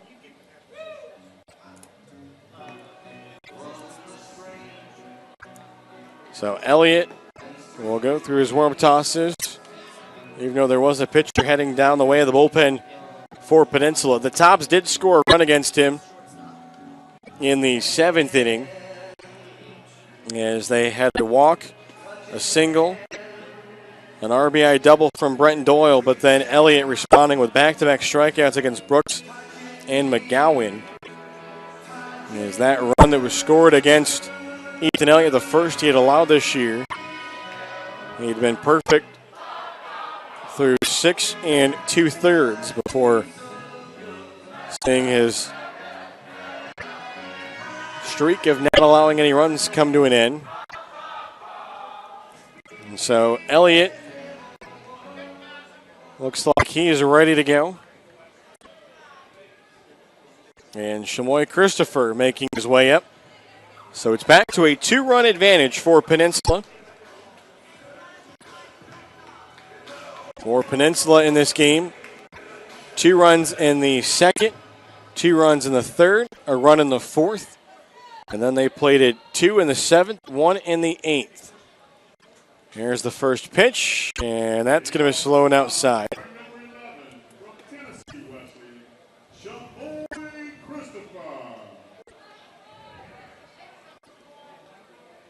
And this one swung on. That one hit out to right. Schwartz, though, lining under it. He'll make the catch. So Shamoy Christopher, despite getting on base each of his last 2 times, start the 8th out here with a fly ball to right. So that'll bring up Pat Frick, who's been on base twice tonight. He has got a single, a walk, a ground out, and a strikeout looking.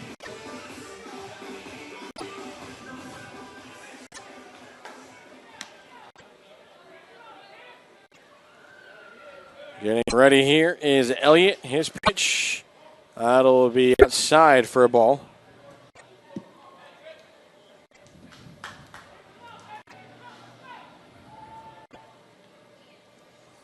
Here's this one. That one swung on.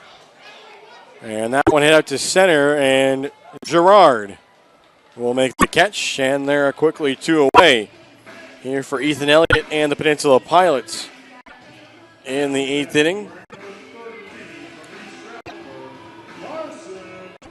And so that'll bring up Carson Freeman, who has singled, walked, also struck out, and grounded out in this one.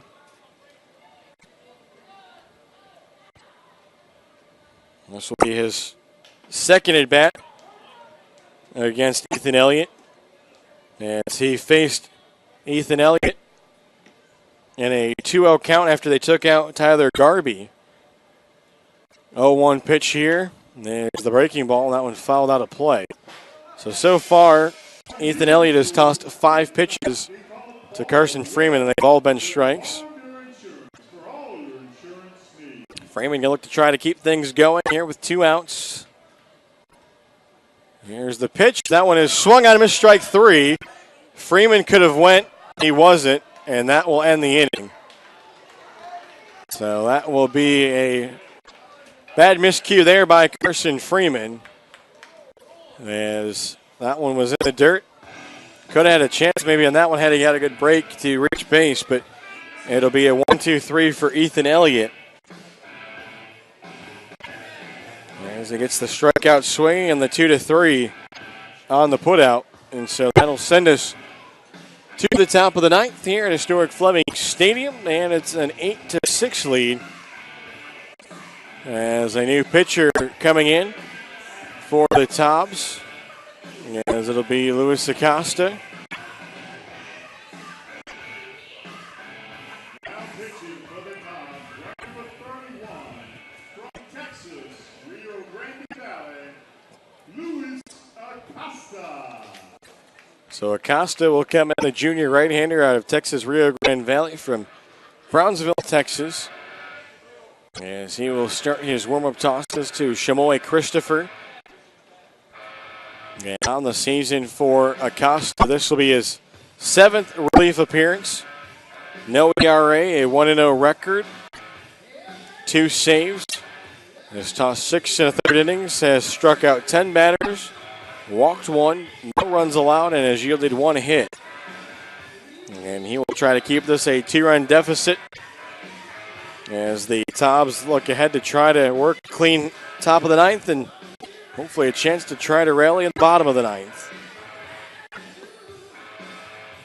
There's the throw down to second. Scooped up by Frick.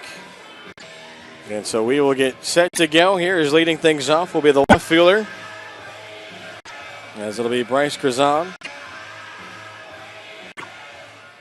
Krazan in this one is singled and picked up an RBI. That was in the 7th inning. That at the time gave the Pilots the 7-5 lead. He has also struck out looking, flied out to center, and grounded out to first. Starts off the count here 0-1. And this one will scoop in the dirt.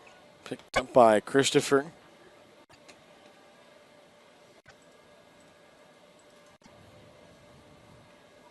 Here's the 1-1. That one in there for a called strike. So the count now 1-2. For the Tobs on the road tomorrow night at Wilmington, 7:05 p.m. first pitch. Here's the 1-2. That one is chopped to third. Brooks, the high hop, plays it, the throw, and they're going to say that Caleb Dean pulled the foot off the bag. As they say that he couldn't hold it. And so that will allow the left fielder, Krazan, to reach it first. Head coach Brian Hill is going to come out. And he's going to again have a chat here with Josh Williams. And it looks like Josh Williams is going to talk here with the home plate umpire.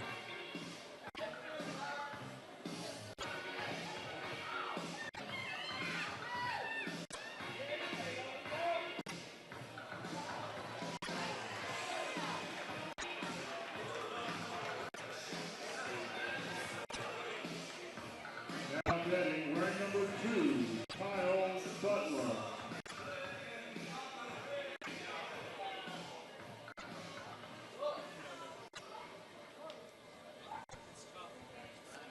So a runner at first is safe in Bryce Krazan. Pitch here is now a bunt laid down. Who's going to get it? Brooks has to make the throw. That time he does. The accurate throw. Nice job. There's the Bermuda Triangle was forming in the infield. But it does move the runner, Krazan, down to second on the sacrifice bunt. So that goes 5-3. And that'll bring up Cole Girard, who in this game has an RBI single. That came back in the 2nd inning. And has also struck out swinging, grounded out to second, and flied out to left. So leading off second is Krazan. A strike called here to Girard.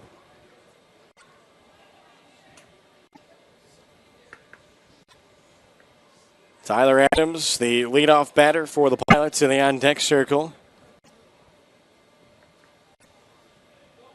Here's the pitch, and that one is going to miss, so the count will even up.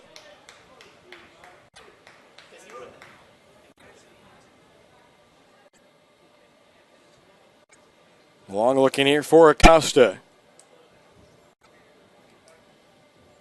The 7th pitcher of the night, and this one will miss outside.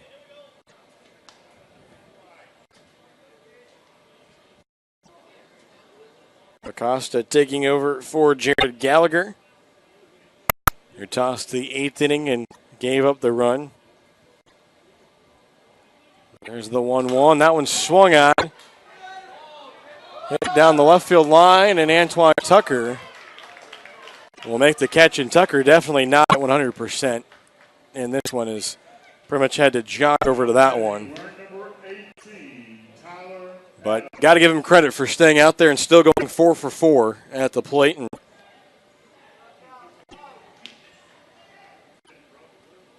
scoring 2 runs on the night.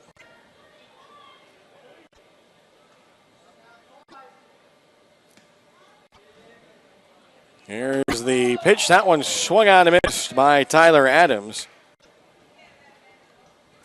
Adams on the night has been on base 3 times, a double, a single, and a walk. He scored in the 8th on the error by Nestor that turned a 7-6 lead into an 8-6 lead. The 0-1 is in the dirt, but Showman Christopher able to corral it. That'll leave the count up. Looking ahead to the Tobs in the bottom of the 9th. Caleb Dean, Jacob Nestor, Antoine Tucker, the 7, 8, and 9 batters. Here's the 1-1, and that one in there for a called strike. And those 7, 8, 9 batters, Dean, Nestor, and Tucker, they've accounted for 7 of the 14 hits tonight for the Tobs. They've also been on 9 times between the 3 of them. The 1-2 pitch just swung on a high chopper. Going to be a tough play for Nestor. He gets there, throw across the body, in time. Roll the highlight reel. Jacob Nestor across the body behind second. Gets Tyler Adams on a bang-bang play at first. And that will leave a runner on second. So the Tobs will need at least 2 to keep things going, or 3 to send the fans home happy. As we'll step aside here for a timeout, as you are watching Wilson Tobs Baseball here on CPLBaseball.tv. From our family to yours, we promise the best quality in our Scott Farm sweet potato products. Whether served as healthy wedges or crunchy chips, we take pride in serving our community and our country. Locally grown and hand-picked, our chips provide the perfect choice for your game day snack. Whether hitting a home run or cheering on the sidelines, our products ensure a healthy snack nearly everyone will enjoy. You're always safe at home with Scott Farms. So what makes Mobile Mini the most secure choice for portable storage? It's our all-steel construction, patented tri-cam locking system, and container guard locks that come together to provide the most secure portable storage solution in the business. Our standard containers combine exceptional security with excellent value, utilizing exterior locking bars for access and may require an extra hand. This system is ideal for construction situations where access is infrequent. For even greater ease and convenience, our premium container delivers Mobile Mini's superior security with our easy access design. Doors easily open with one hand, making it ideal for frequent retail or commercial use. Whichever way you go, you can't go wrong. Locking in the superior quality, security, and convenience of Mobile Mini.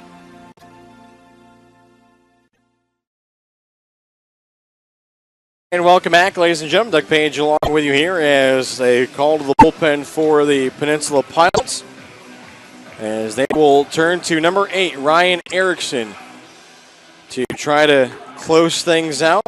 And this will be the second time that he will pitch here with a lead in the 9th inning against the Wilson Tobs. Last time it did not go his way, as he picked up the loss as he allowed 2 runs against the Tobs, as the Tobs pulled out the win after trailing going into the 9th inning against the Pilots on their home field. He gave up 2 runs on 2 hits, struck out 2 batters, and allowed a solo home run to Brenton Doyle.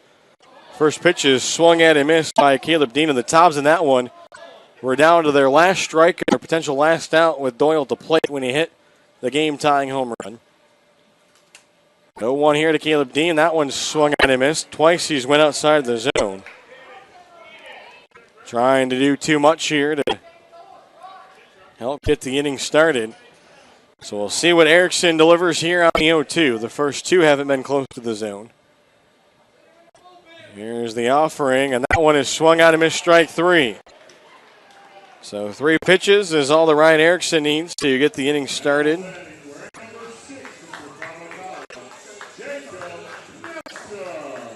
As Erickson out of Lamar University. So that'll bring up Jacob Nestor. Has been on base 3 times tonight. 2 walks, a single, popped up to the pitcher. As this one is low, Nestor not offering at it. Antoine Tucker in the on-deck circle. Tobs trail by 2. Righty-ready matchup. And this one is going to be off of the catcher, Embry. So tough start to the inning as Caleb Dean went outside of the zone on the first 2 pitches and then couldn't make contact on the 0-2. Embry will go through the signs. Here's the 2-0. That one misses in the count, now 3-0. So Jacob Nestor trying to become a 1-out base runner with Antoine Tucker in the on-deck circle.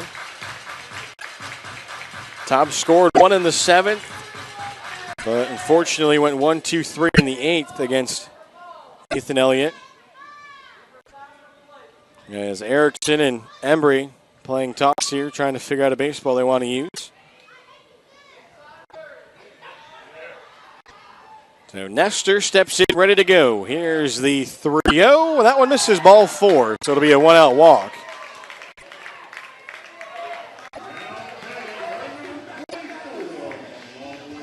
So that is the 4th time tonight that Nestor has been on base, the 3rd walk that he has worked. For Nestor, he came into the season having walked 7 times, so that's up to 10. So he's now got the same number of walks as he does strikeouts, so that ratio even. As the home umpire are going to trade out 2 baseballs for 2 new ones here. And you'll give one of those to Embry as they'll switch off. So now Antoine Tucker steps up. He is 4 for 4 tonight. A 2 RBI single back in the 2nd.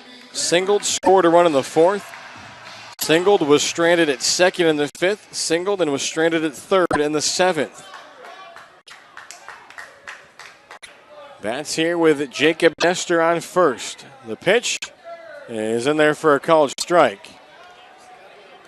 After Erickson missed outside of the strike zone 4 straight times to Nestor.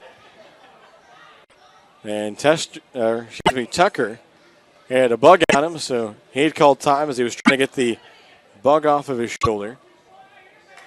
Brenton Doyle in the on-deck circle. Here's the 0-1. That one's going to be low in the dirt. Good eye there by Tucker. 8 runs, 12 hits, no errors in this one for Peninsula. 6 runs, 14 hits, 3 errors for the Tobs.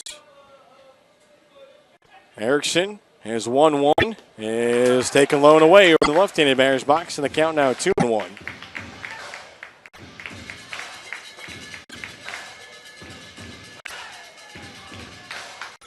Antoine Tucker digs that back right foot into the left-handed, or excuse me, in the right-handed batter's box.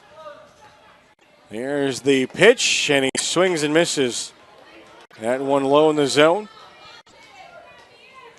Saw a pitch that he thought he liked. So the count is even out 2-2. 1 out here in the bottom of the 9th. Jacob Nestor with his lead over at first, a pretty big lead at that. Here's the pitch. That was by the catcher. Nestor is going to jog down to 2nd, and that's a runner in scoring position. First time tonight that the Pilots have sent one past their catcher. So Jacob Nestor, all 4 times he's been on base tonight, and at least gotten into scoring position. Here's the 3-2, ball 4. And Erickson not happy on the mound. It was right away when he saw that it was ball 4, he threw the glove across the body. And so that will put runners on 1st and 2nd. And that'll bring up Brenton Doyle.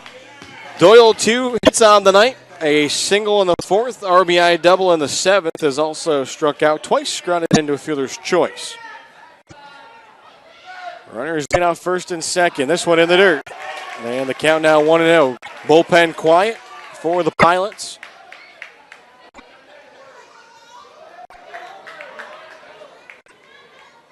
Erickson will set on the mound. Takes a look back to the runner at second. Here's his pitch home, and that was a half-hearted swing by Doyle, but he couldn't hold up on it. So the count even at 1-1.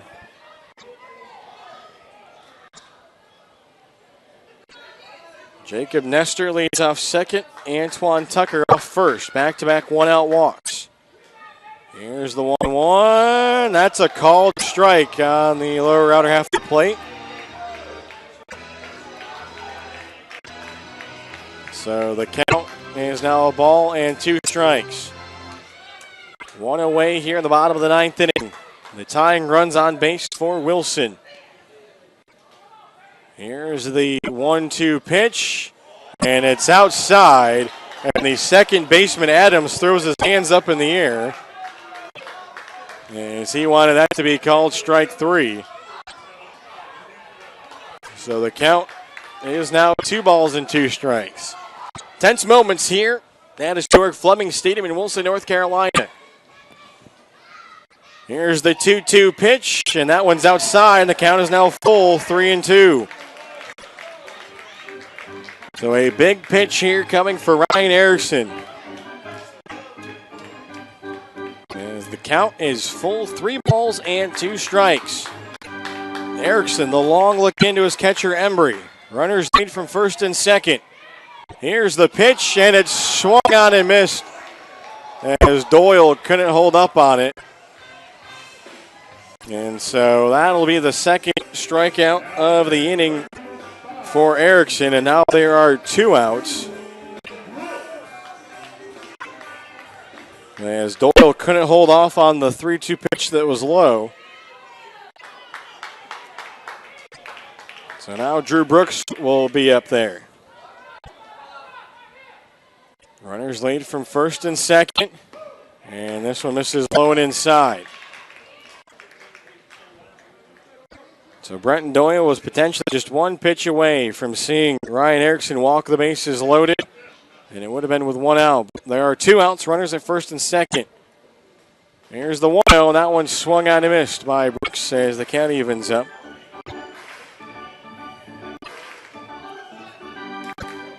So Drew Brooks steps back in as he is ready to go.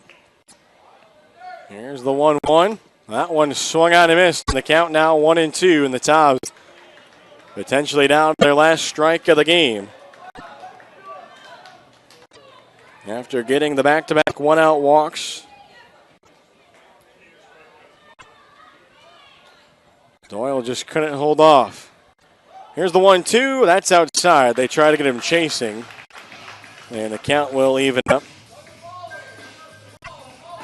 Drew Brooks trying to do anything that he can to keep this game alive. There's the infield back, the outfield is back. 2 balls, 2 strikes, 2 outs. The pitch is right down the middle for called strike 3 as Drew Brooks couldn't pull the trigger. And so that'll do it as the top 6-game winning streak is going to come to an end as the Peninsula Pilots will regain control of the top spot in the CPL North as they are the first team in the North to 10 wins. As they are now 10-5 for Wilson, they fall to 9-6. Luckily enough for the Tobs, Martinsville fell tonight, so they fall to 8-10. As the final line score here, 8 runs, 12 hits, no errors for the Pilots. 6 runs, 14 hits, 3 errors for the Tobs. As the final pitching decisions in this one coming your way. It has a great night for Antoine Tucker, despite the loss in the number 9 spot. As he goes 4 for 4, he reaches base all 5 times. And taking a look here at the pitching decisions, the win will go to Ethan Elliott, who moves to 1-0. The loss, unfortunately, for the Tobs will go to Lemires. He is 0-1. And Erickson will pick up the save, as that'll be his third of the season, despite walking a pair of batters with one out. But he strikes out 3 in the innings. He strikes out Dean, then Doyle, and then Brooks to end this one. So the final 8-6 in favor of Peninsula. Tobs will be back in action tomorrow night. Look to try to start a new winning streak as they will head to Wilmington to take on the Sharks before returning home on Thursday, June 21st against Edenton at 7 p.m. for Emerge Ortho and Host Family Appreciation Night and Throwback Thirsty Thursday. And then on Sunday, June 24th, Tobs at home against Fayetteville, a doubleheader beginning at 6 p.m. It'll be Bang for Your Buck Sunday and the 6th annual Home Run for Hunger celebration, as fans that bring a non-perishable food item will receive free admission into the game. So that'll do it for us here tonight. Tobs fall on the wrong side of an 8-6 score here at historic Fleming Stadium as they see their 6-game winning streak snapped. As we thank you for tuning in, for Doug Page and everybody here with the Wilson Tobs, so long and have a great night. From our family to yours, we promise the best quality in our Scott Farm sweet potato products. Whether served as healthy wedges or crunchy chips, we take pride in serving our community and our country. Locally grown and hand-picked, our chips provide the perfect choice for your game day snack. Whether hitting a home run or cheering on the sidelines, our products ensure a healthy snack nearly everyone will enjoy. You're always safe at home with Scott Farms.